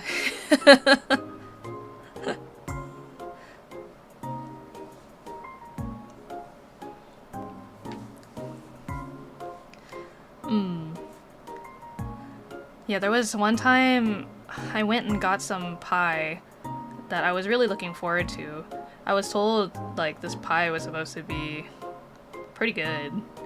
And then I just remember being unfortunately disappointed with, I don't know, it was something must have happened. You just haven't seen a good cheesecake yet. Have you ever had a Japanese cheesecake? Obviously the texture is very different, and it's not, like, when you think of a cheesecake, it's not exactly the same. But Japanese cheesecakes are pretty good. Yeah, it's very, like, yeah, very spongy.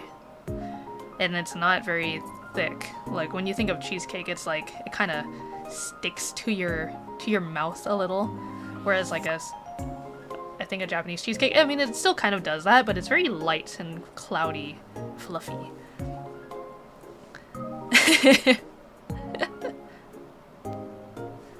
Oh no. No, I asked Noni if they'd be interested in becoming a mod because they are someone who I know has previous mod experience for other streamers.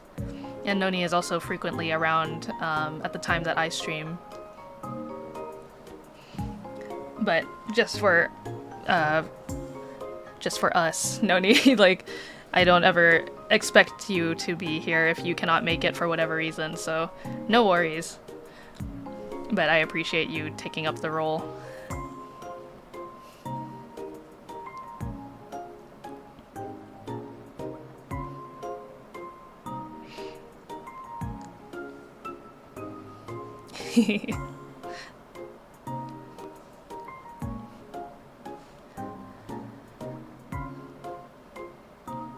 Ah, that's right, because you have time zones. No wonder.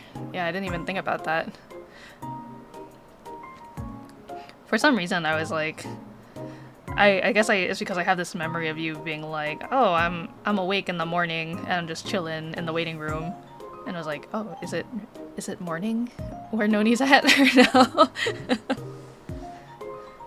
But I guess, yeah, that would be like several hours before I even start streaming.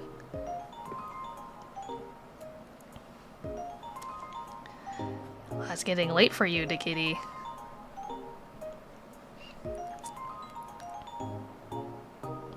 Oh, 2:02 p.m. Oh, that's good. Oh yeah, it's not too crazy then.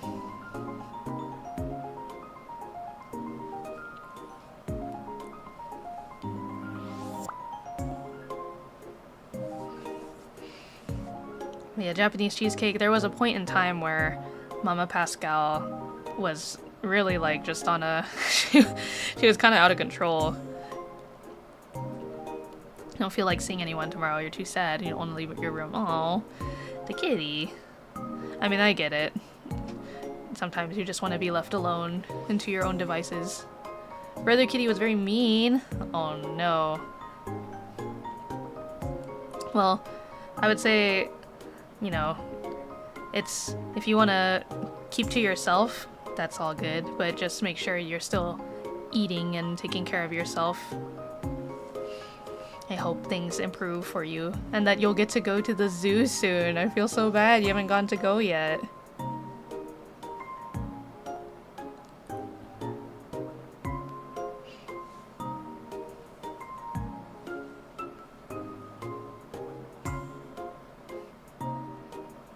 I don't know what kind of animals they'll have there, but if you see some otters for whatever reason, just wave to them for me. Say hello. Say greetings from the Float Harbor Aquarium. I also hope that you'll get the cake that you deserve. The cake that you've been owed.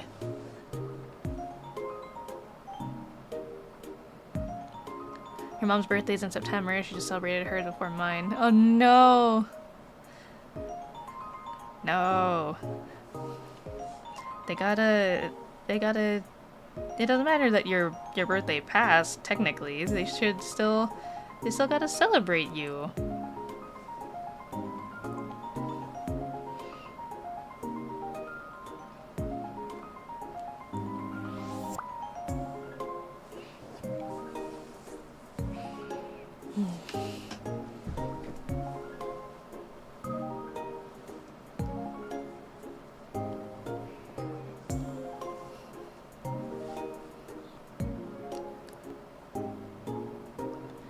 I'm trying to think of what kind of things did I do like for my birthday, like years ago. No. That's no reason to punish you for, though. You only get a birthday once a year.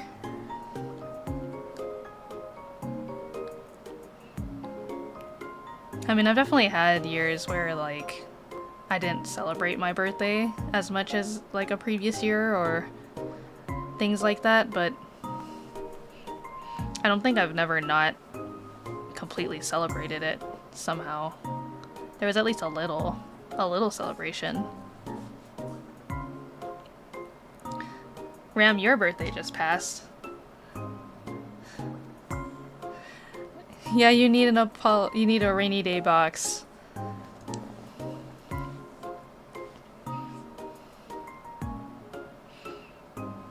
Oh, kitty.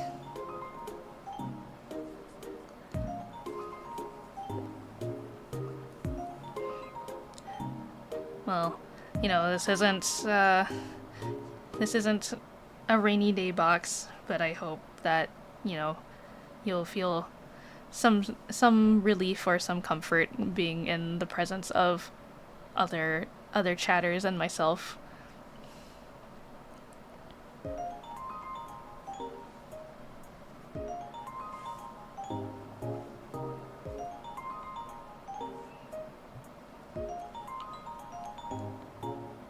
What would you say is your favorite Pokemon? Oh no, don't apologize. No. You're still a part of this community.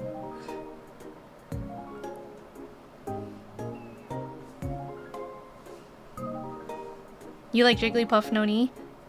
All evolutions and any cat Pokemon. Good choice. What's your favorite evolution? I think I might have already answered this. I personally like, besides the obvious, because I do like Vaporeon, I also like Jolteon and Espeon. Espeon or Leafeon, ooh. Also good choices. Jigglypuff is so cute. But for some reason, when you say that, Noni, I can imagine you with a Jigglypuff. I don't know, there's something about the cute pink round shape. Something about that screams Noni.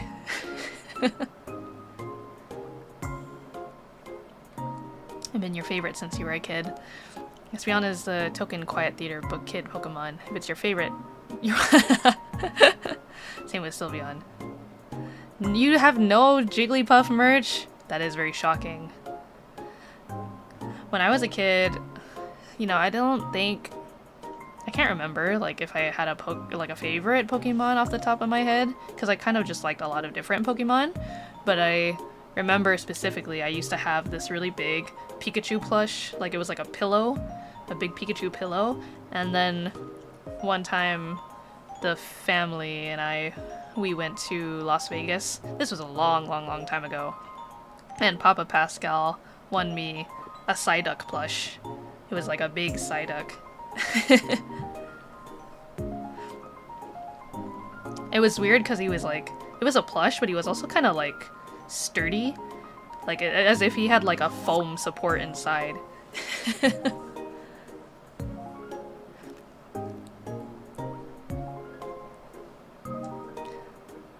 Though, if you were to ask me now, I think during that that time I did the drawing requests, which was quite a while ago, but that time that I did the drawing request stream, I think someone had asked for my favorite Pokemon, and so I drew Quagsire and Wooper. Woopa! I just like that they're literally like these two smileys, like they look like this.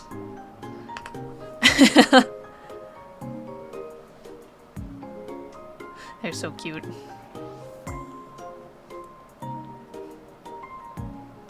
Yeah, it's adorable.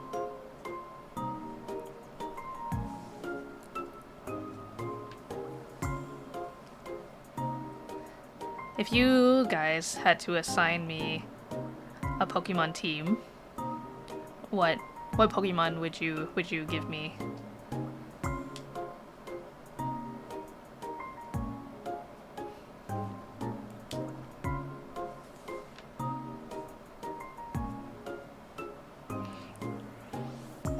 I think, you know, already we're running with a theme here.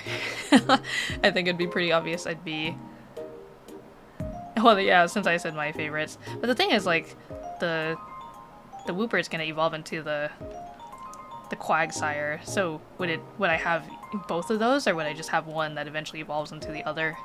A Golduck. I did always think Golduck looked really cool. It's almost like too cool for me. Yo, no, your message got deleted.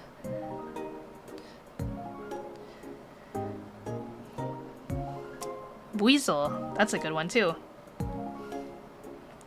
Yeah, it's funny because between like Oshawott and Weasel, I like Weasel better.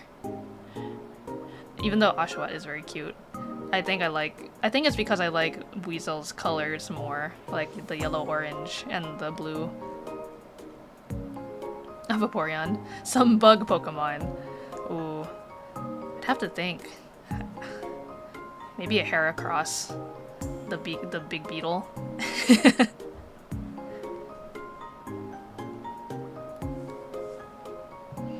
think Heracross is pretty cute. Also, Heracross is like huge. for whatever reason. Like in the Pokemon anime, Heracross is like as big as Ash. Oh, okay. I was thinking of the first generation Seal and Dugong, but you're talking about the new one. I can't remember the name off the top of my head, but it's like the clown seal, right? Yeah, the blue ones.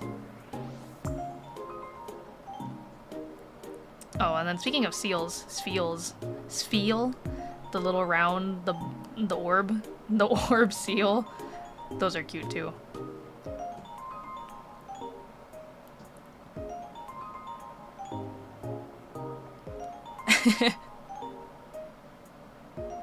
Hell yeah.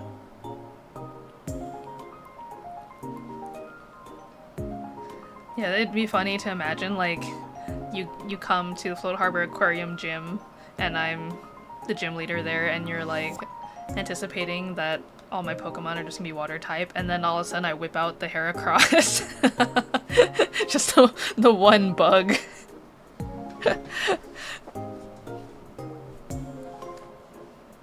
I catch you off guard.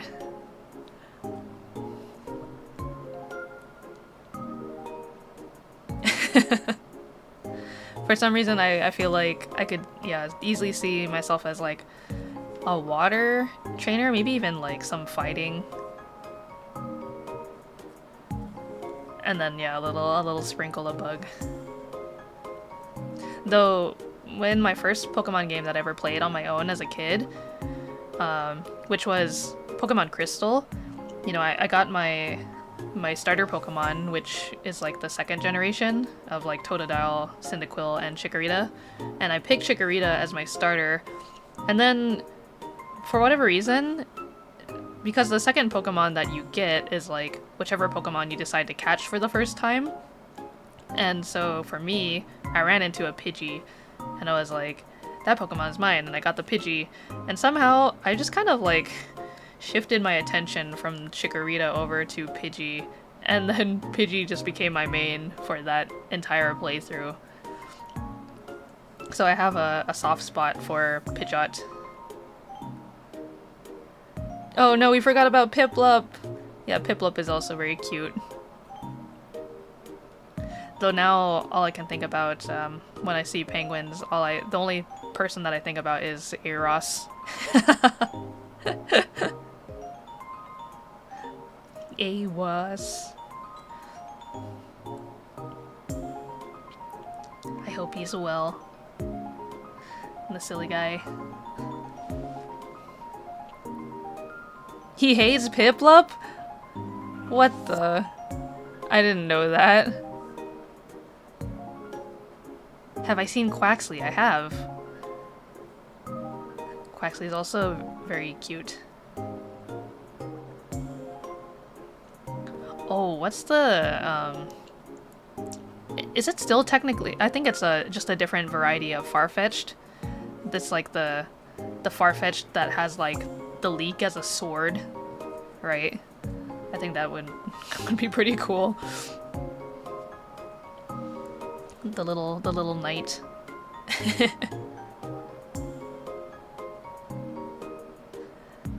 I guess I can kind of understand like Eros's hate for Piplup. Like in theory, Oshawott is very cute because he's a sea otter, but there's something about like the color scheme. Like, I don't know. I like Oshawott's other forms better. It's like its middle evolution is probably my favorite, other than like its little size. Yeah, exactly, the Gladian Farfetch'd. He's a little knight.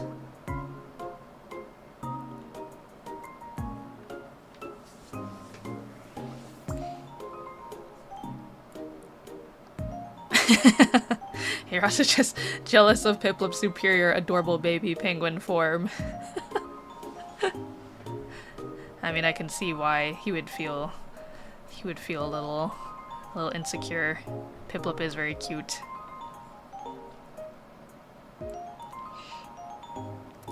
Oh no, I think maybe it's YouTube just like trying to slow you down from sending too many messages at once, the kitty. It's trying to nerf you.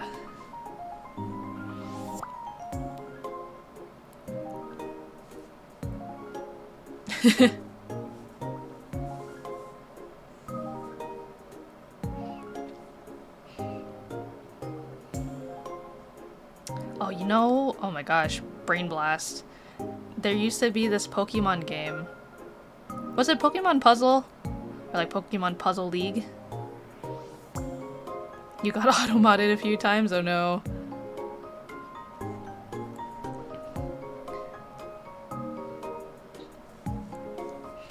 Yeah, I don't remember.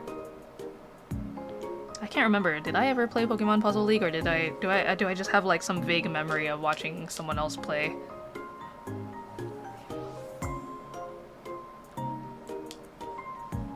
You got auto-modded while trying to spam during karaoke? Oh no.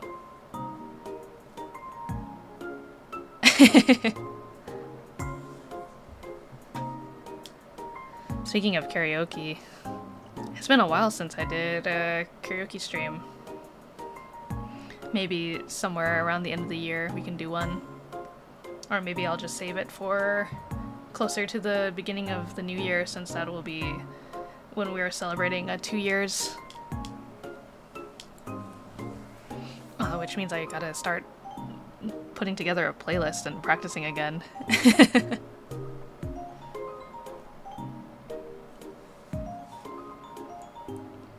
Not sure what kind of theme I want to go for. Maybe Vocaloid? Though the only problem with, like, if I do a Vocaloid karaoke, for some songs, like some of the older songs, it's harder to find like karaoke tracks for that won't get me copyright bonked.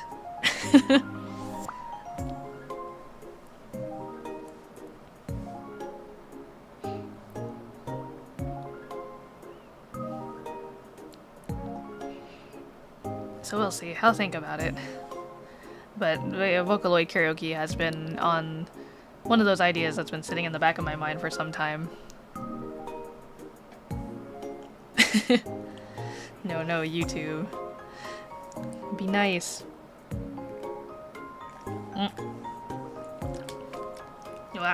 Spilling a little of tea.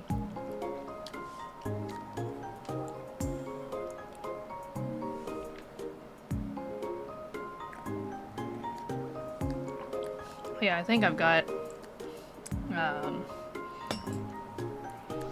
some curry waiting for me after I'm all done here.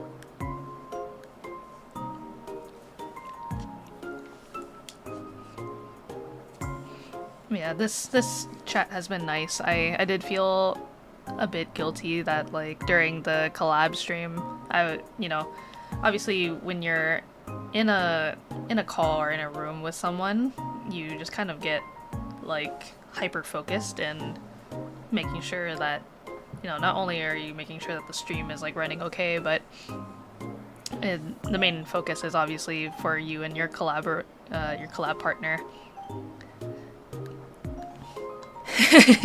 How do you tell YouTube that Calico isn't cishet? I mean, you would be correct in assuming so.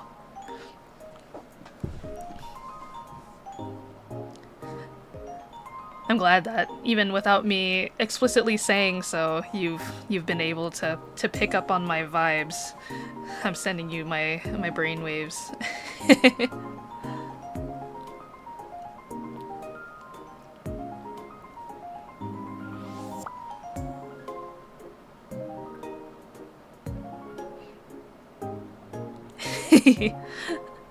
Yeah, I would. When it comes to like labels, I would say, yeah, obviously pronoun wise, I do prefer she, her, or they, them.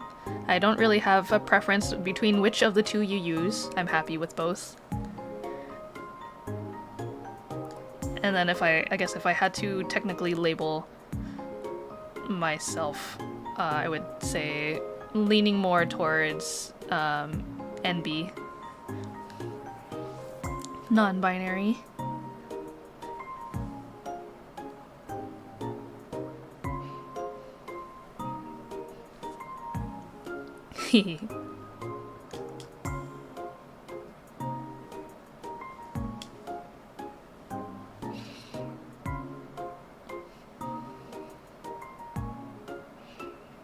Yeah, for a bit, I did wonder, like, I guess as most people do, every once in a while you may come across something or just have the thought of, like, you know, well, just thinking about how you want to identify yourself or how you personally feel about your own identity. And over the years, it's like some things have been kind of the same, but there have been some things that just like kind of like I guess the more that you become exposed to different things, the more that you learn about yourself. Like, you might not have ever thought twice about something, and then you stop and you realize, like, oh, actually this is something that this person also experienced and this is how they feel about it. So then it makes you kind of like reflect a little bit more. And I've definitely had that epiphany several times.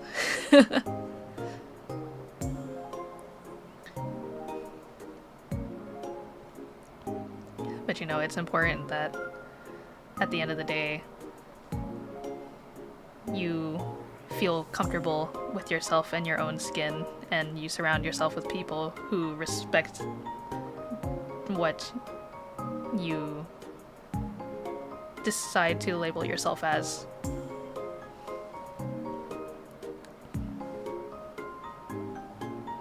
Not in your comic yet, but you have a character in your Warrior Cats inspired book series who's a demigirl. Ooh, and her name is Birch Eyes. I like that.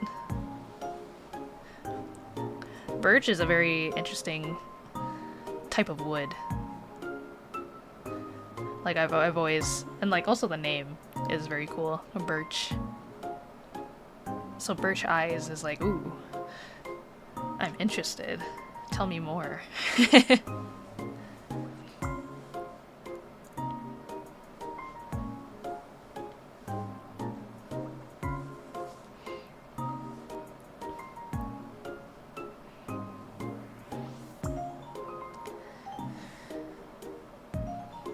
But yeah, see, like, when I was talking about all the things that I'm trying to, like, fit into like, whatever spare free time I have, because you mentioned Warrior Cats, you reminded me that I had talked with a friend about, like, picking up, reading, like, trying to read books again. And it's just, like, one of those things that, would then require me to schedule some time aside for that. Birch Eyes is blind, so that's why her leader named her that. White clouded eyes, though she says, I'm not blind, not ignorant. I just can't see.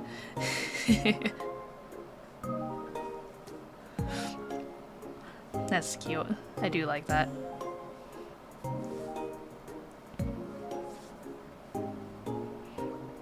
I would love to talk about my personal OCs in detail, but I can't really talk too much without kind of making it so that you would be able to look for and find these characters online to an identity that may or may not be related to me.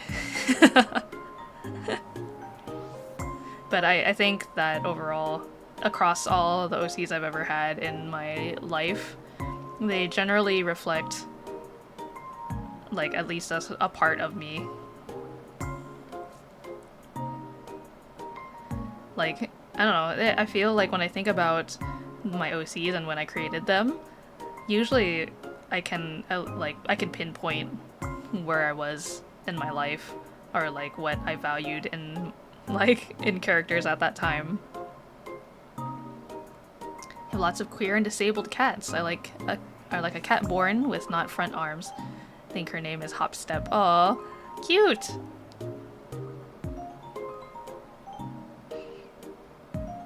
You haven't made an OC in so long. Yeah, me either. I've kind of like fiddled with the idea of making new OCs. Like, I have some friends who, like, they're really, really into making original characters and drawing their original characters. And I've had like several ideas of like characters that I would love to explore more or like develop more. But I don't know, that for some reason I keep getting stuck in the point of like, once I kind of start making them, then it just kind of stops there, you know? And I haven't had like too much time to really look around and develop them. Yeah, and I think at this point, all those separate ideas eventually will like come back, and then it'll form into like one OC, you know? Like, oh, I might have had an idea for like an OC, an original character with like this kind of career or like this kind of hobby or interest, and then that might get smashed with another OC that is like kind of half developed but not really fully there. Her name is Hopfern. Can fight by kicking. Aww. Very cute and cool.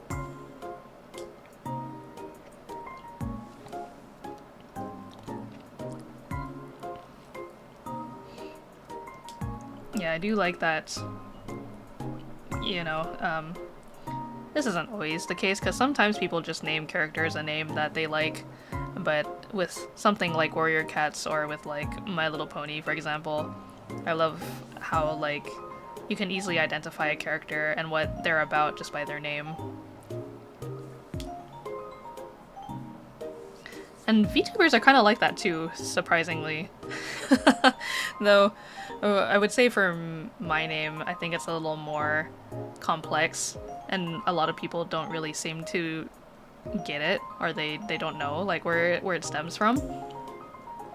And I'm pretty sure I have definitely mentioned this on stream at least once, but for anyone who doesn't already know, so Calico, when I came up, or I guess when Mama Pascal and Papa Pascal were thinking of names for me, so Calico comes from the Calico scallop, because sea otters eat scallops.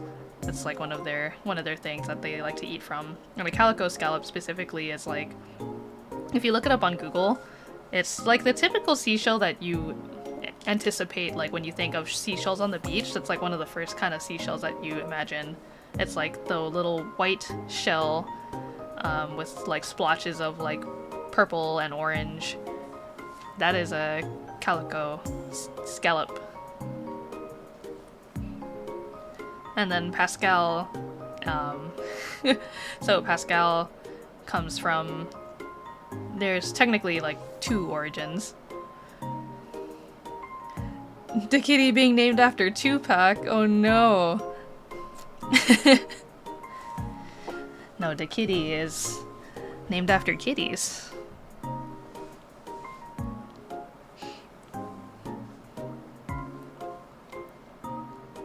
Yeah, Pascal.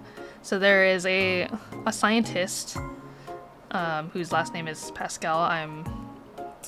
My brain cannot remember for the life of me his first name, but Pascal is also, so he was a scientist who came up with the measurement term Pascal, which is like I think it's used for determining like the pressure underwater in the ocean. That is, so Pascal is like a unit of measurement technically, but I only learned that because there is a character in a very popular video game media, which I know all of you are very familiar with, who has a sea otter with the same namesake as me. And that may or may not be where my family name originated from.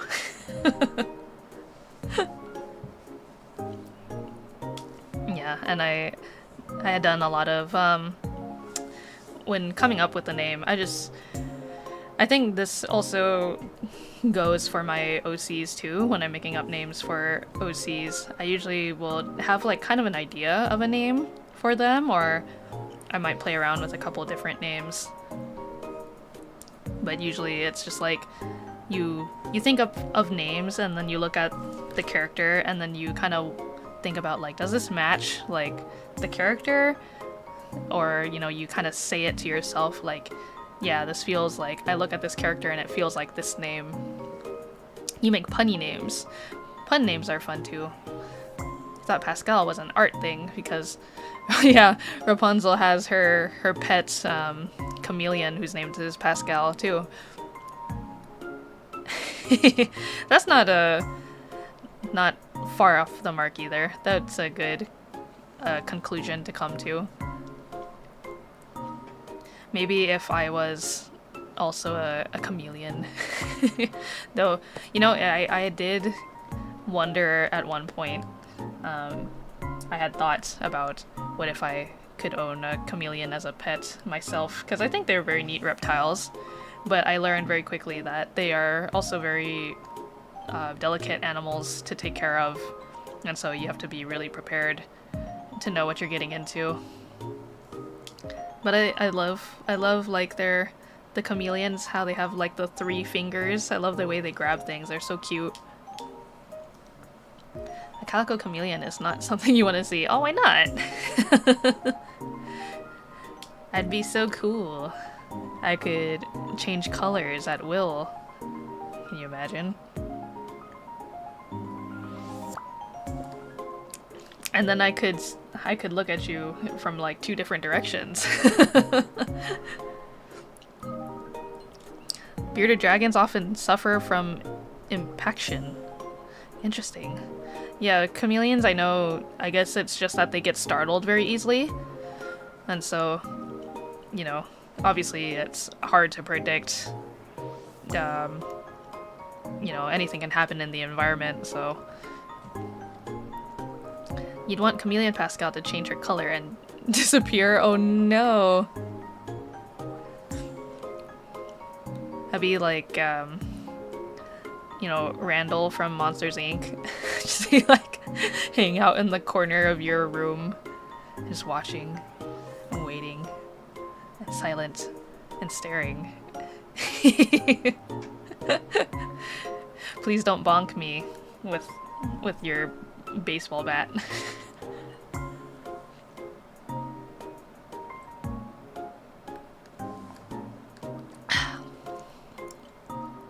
Monsters Inc. was a good movie. I really enjoyed the first Monsters Inc., but I really enjoyed Monsters Inc. 2 for some reason. There's just something about the second movie that I just like, I find comforting for whatever reason. I think part of it was like, maybe it just felt like very relatable at the time that I saw it. You're gonna pity pat me with your kitty paws. I get to feel the kitty's soft beans. You don't know if you've seen it? I would recommend watching it. They do change, yeah, Monsters University. They do, okay, so yeah, I've seen it.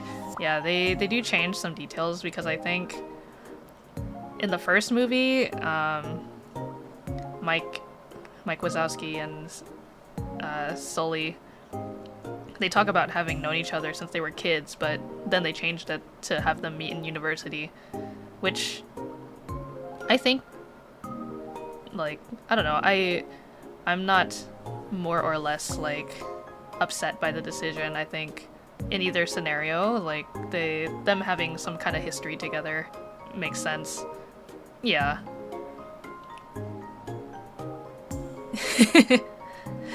No, the kitty, don't hurt me. I'm just a little guy. But yeah, I think one of the things that other than the plot of the Monsters University itself, there was something about like the color of that movie. It just feels very inviting.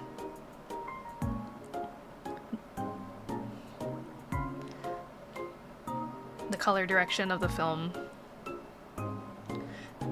Also, like, there's a scene where, you know, they go to like a house party, and the colors of that, like, that particular sequence, I don't know, it was just like really cool. Like Rosie Sailor Moon?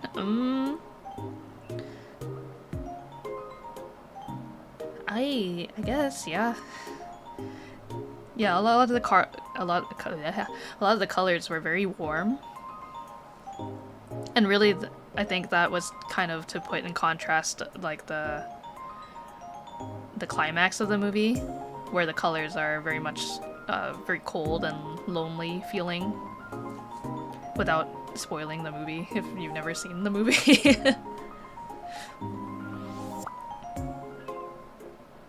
But yeah, I mean, I would say my college experience was nothing like Monsters University, but it still felt like, I guess, kind of the same way how I feel about Oshinoko right now, where it's like, I feel like I can resonate because these characters are going through the same thing that I am, to some degree. I can relate.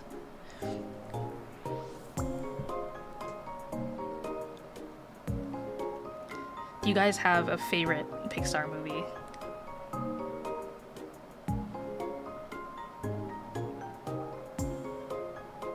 You're drawing a frozen space ram for Ramethal. Oh no, he's cold from being in space. Oh no.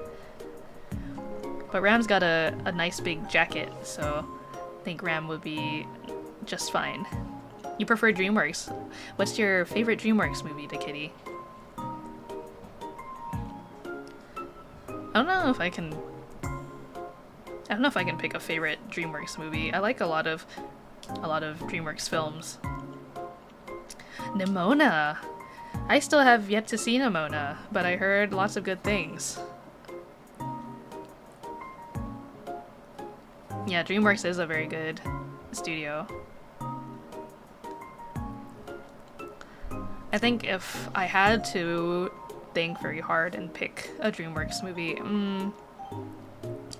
I think the one that comes to mind first, I really liked the Puss in Boots movie.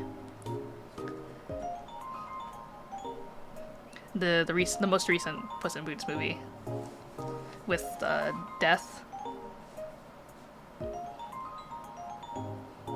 Yeah, that one I think kind of blew my expectations out of the water, because I was not anticipating, like, I didn't have any expectations for it to be as good as it did.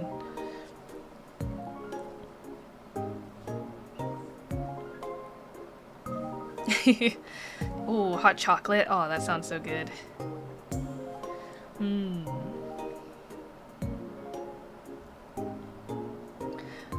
Pretty sure that was one of the things we talked about during the collab stream, like how do you guys like your hot chocolate? I've had hot chocolate with honey, which is basically just like, you know, adding more sugar to your hot chocolate, but whatever, it tastes really good.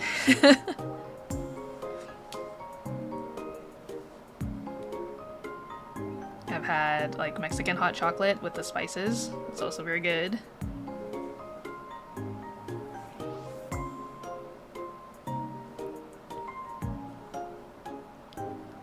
Anyway, try those popsicle looking hot chocolate things you swirl in hot milk to make it. Oh, is it like it's like on a stick, right? And then you just put it in a glass of like hot milk, and then you just let the popsicle dissolve into the milk. So I don't think I've ever done that, but I have, I think. Yes, I have. I've had a hot chocolate bomb where it's like a little ball of chocolate and it's got like marshmallows and stuff on the inside, and you put it at the bottom of your cup and you pour hot milk over it, and then kind of like a bath bomb, it just sort of like dissolves and mixes in with the milk, and then all the little marshmallows and things will come up to the top. It's very fun. There's dark milk and white chocolate versions. Ooh. Ah man, now you're getting me all excited for for like winter time, I could go for a nice hot chocolate. Ooh, in the cold. Or, you know, just like a classic cup of hot chocolate with a little dash of cinnamon on top. Yum.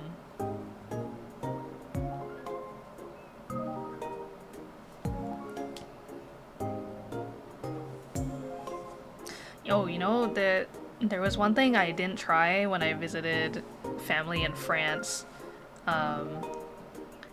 Apparently there was like, I found out after the fact because I kept getting videos recommended to me like once I was already back home. But there's a lot of cafes in France that will offer like a French hot chocolate, and I guess it's just like a much more like thick and viscous like hot chocolate. I wish I had. I mean, I did have hot chocolate while I was in France, and I would say it was good, but I don't think it was exactly that like thick looking hot chocolate. You want to celebrate your birthday while it's your favorite season. I hope you will. Hope you'll get to enjoy all the delicious seasonal foods, even if it's like late because your birthday's in August. I hope you'll get to celebrate your birthday still. And you'll have to tell us all about it.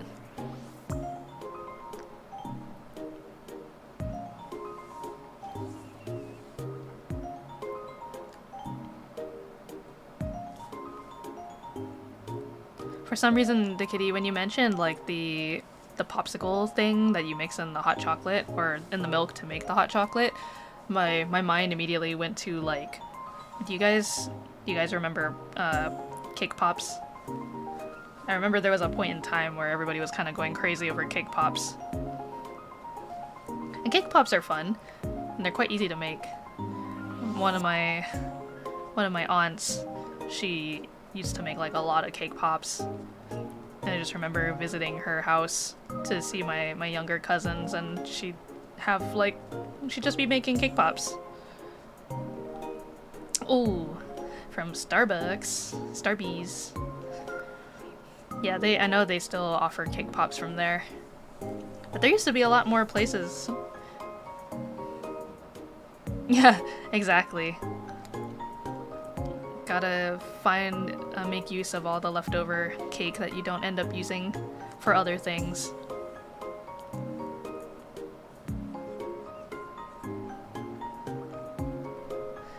I think there was a time where everybody was just going really ham for cupcakes and cake pops. And I think that was when I was first introduced to red velvet as a flavor. Which, personally, I think red velvet is quite enjoyable. But I don't think it's my favorite.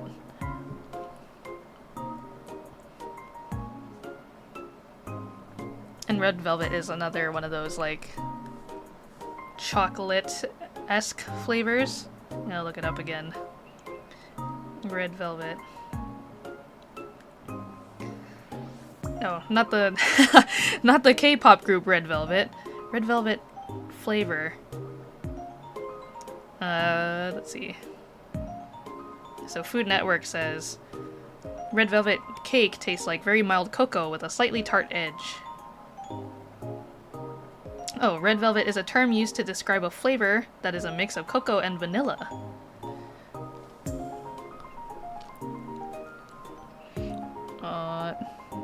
You'll ever cry so much your eyes sting and you're dehydrated? Oh no, the kitty, no! Yes, I have been in your position. Just be sure to drink lots of water and hydrate. And then when you go to bed tonight, you just get some good rest.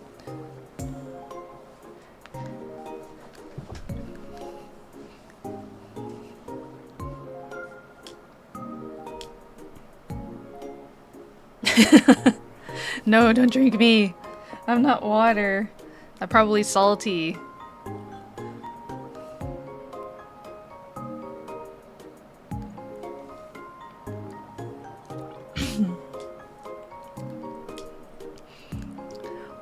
yeah, I mean, not to... sodium MSG.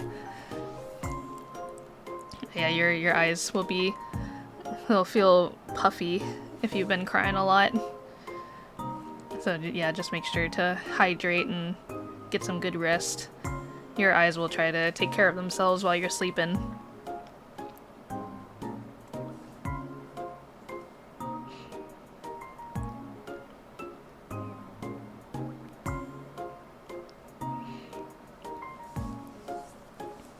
Oh, speaking of MSG, I haven't had ISO when I was in college.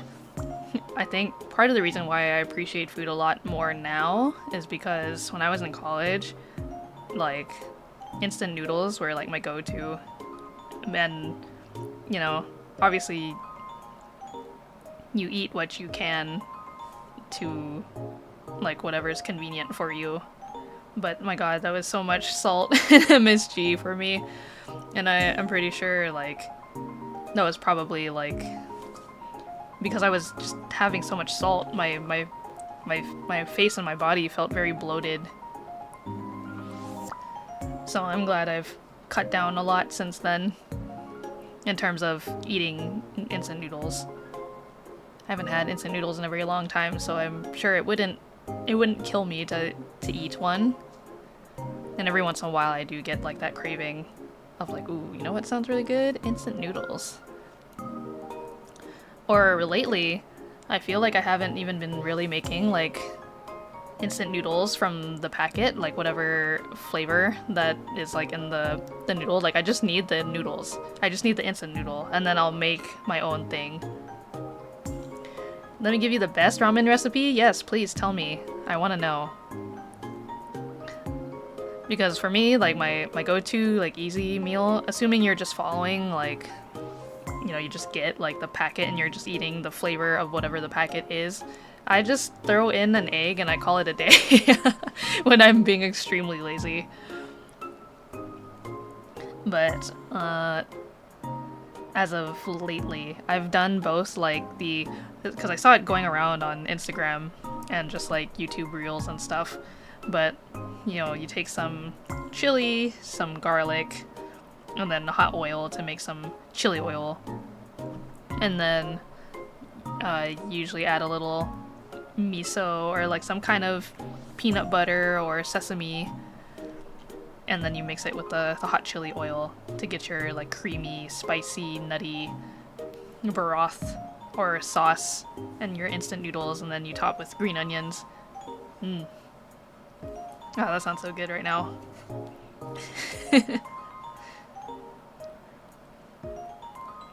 Yes, I'm very curious, Kitty. What is your ramen recipe? Oh yeah, I've definitely seen a lot of noodle recipes that require you to keep some of that noodle water.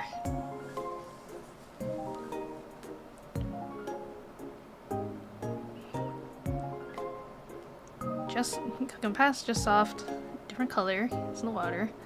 Yes, noodle water. It's weird because I feel like growing up, when I, like in all the experiences that I've ever had, like cooking, I feel like it's just by nature. You typically think you just have to drain all the water that you just boiled your noodles in. Add the seasoning packet. Complete seasoning. Oh, Creole seasoning. Ooh. A drop of honey. No, that doesn't sound... I mean, I think for a lot of people who might not be familiar with, like... I don't know what, like, the specific name is, but there's, like, a specific, like, kind of... like, tip or, like, knowledge that most general like foods you will try to follow, and that's like how you make really good like mix of flavors. It's like you need fat, heat, sweet, salty, and I'm forgetting there's a fifth one, but something like that.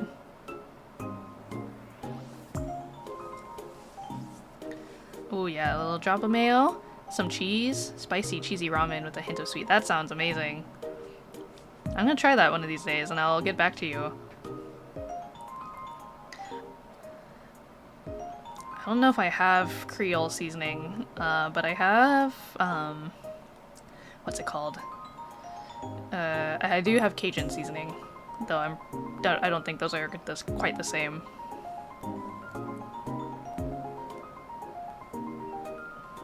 Make a note. Well, it'll be here forever in chat. I'll just pull up the stream when I remember, like, what was that recipe that the kitty gave me for that really awesome ramen? And I was like, oh, that's right, it was in the Just Chatting stream.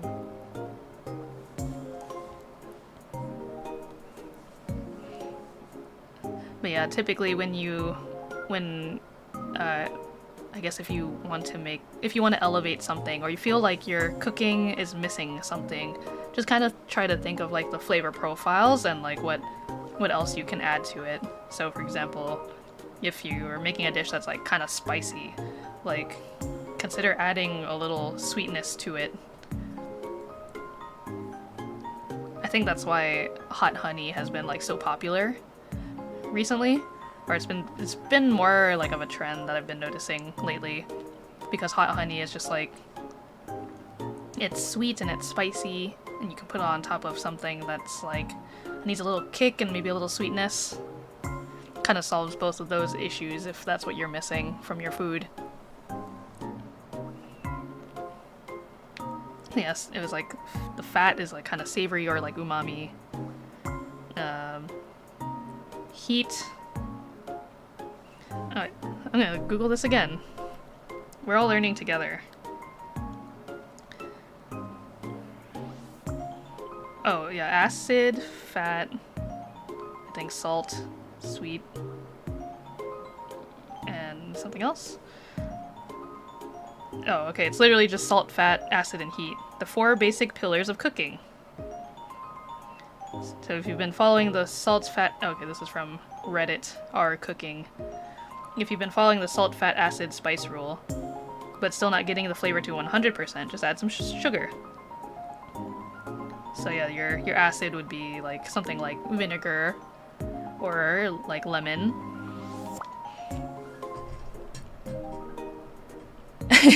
Am I trying to take away your job? No, never, Detective DeKitty. I'm simply following in your footsteps.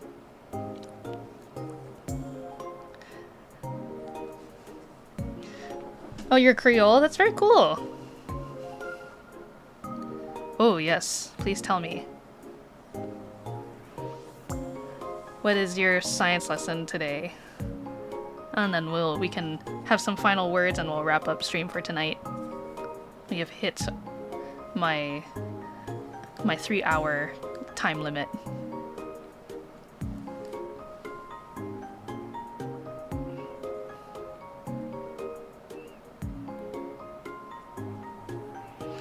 Also, speaking of, because I don't think, I might have offhandedly said it before on stream, but my nationality, let's see. Yeah. Image. Yeah, let's just make a new image.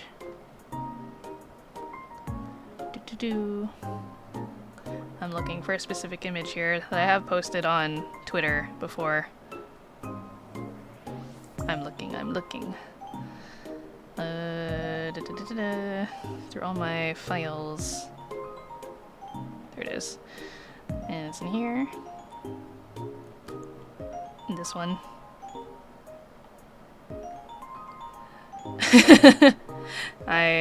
Since you mentioned you are of Creole ethnicity, I am Laotian.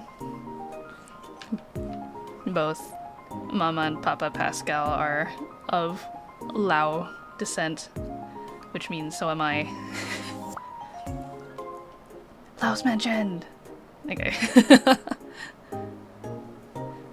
The reason bee stings feel better after baking soda is because the venom is an acid and baking soda is a base. Wow, I did not know that. Same with wasp stings and vinegar. The wasp thing is a base, so vinegar apparently works. Oh, very cool. Well, that's good to know. Now, if I ever in the future, which, fun fact, I have never been stung by a bee or a wasp in my entire life. And I intend to keep it that way because I already react pretty negatively to like mosquito bites, so I've always been worried about how my body would like react to a bee or a wasp sting. No, of course I would never.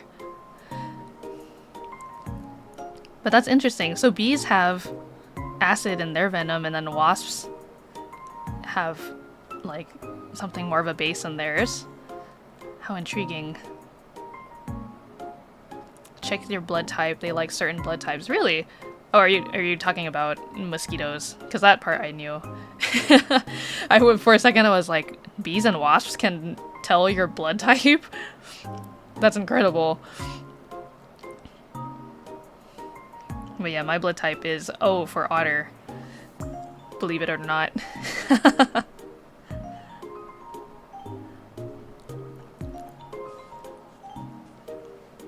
And I know blood type O is like a mosquito's favorite, absolute favorite.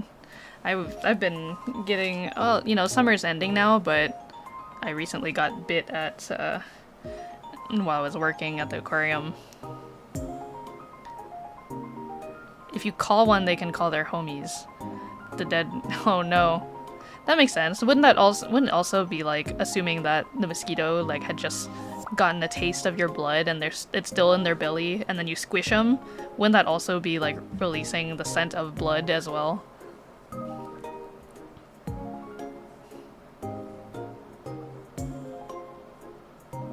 Oh, dead bees. Sorry, I'm thinking about mosquitoes still. I did also know that dead bees released pheromones. Oh no, okay, no, so we are talking about mosquitoes. Sorry, I'm mixing up all our bugs. And for their eggs, donate to single mother mosquitoes with blood. The kitty, I also did not know that you also were a big bug fan, or like you were very knowledgeable about bugs. Homie one was for bees, the other was for mosquito. Got it. Yeah, I did know that about the bees. I just was like, whoa, they could do that. Mosquitoes do that too? I guess that wouldn't be too surprising. But yeah, we should spit some more bug facts in the future. Oh, you know you don't you don't like bugs. They're your enemies. I guess that's true. You would want to know in order to protect yourself from them. The thing is, like, again, with bugs, I like observing them, and I think some of them are very cool, and some of them I do not want near me at all, like spiders or yeah, bed bugs or like wasps. Weevils. Weevils that like acorns. Yeah, weevils are interesting little guys too. But yeah, with that being said, they're why acorns have holes. Yeah, because they like to, they live in there, and they do they eat the acorn, or is it just that they like making their homes in there? If you know the answer.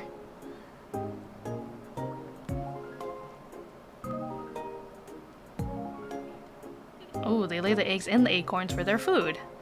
That would make sense. You would have, wow, imagine you're a baby weevil and you just hatched from the egg and you're in this like nice, delicious acorn, and you just get to eat your way out. Food for weevil baby. Wow, those weevils be eating good.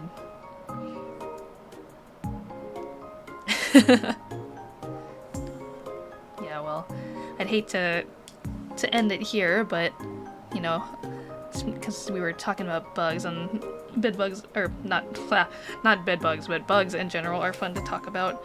So I hope there are no bed bugs in your bed, but it's time to I don't know, if for some of you it's getting later, and for some of you the day is still just in progress, and you know, wherever you are in your day, I'm gonna have to be getting ready for bed soon. So I hope you guys have a wonderful night. Thank you for joining me. This is a fun, nice chat of, again, just like rambling off of stuff off the top of my head. I really hope that, you know, with more practice, I will become better at, I guess, compiling my thoughts. I guess I get too scared sometimes, like, that I spend too long trying to think of how I want to say something, and then it just goes quiet. Especially when I'm the only one here. Thank you for consoling me, I'm generally feeling better. Oh, yeah, hope Mama Kitty lets you take a mental health break. Me too. I hope Mama Kitty goes easy on you and you're able to get your rest day and eventually get to celebrate your birthday. And thank you for, like, joining still. I know you were dealing with something at the moment, but I'm glad we could be here for you. Yeah, thanks for joining me. You wish you could have talked more. I'm sorry, Ram. It's okay. Thanks for joining anyways. It's a nice chill time.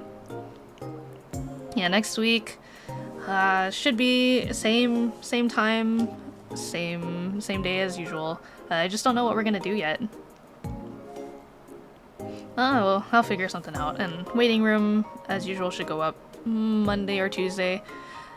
I just, again, was dealing with stuff, so, like, the waiting room for the stream ended up coming out way later than I intended to do. Like, I literally posted it probably at, like, 2 or 3 a.m. my time on Twitter. Oh, I'll try to get that. I'll try to be a little more prepared. Check out Blooming Panic, please, and maybe more Bobos? Oh, Bobo Bay wouldn't be a bad idea. You know, the Bobo Bay developer has still been posting a lot of updates for Bobo Bay. I'm very excited. I want that full game to come out. Now, I need it now. I need my Chow Garden. So, yeah, I'll see you guys next week. Thanks again for joining. I hope you guys have a wonderful, lovely day or night, whichever it is that you're doing. And I will see you all next time. Bye-bye.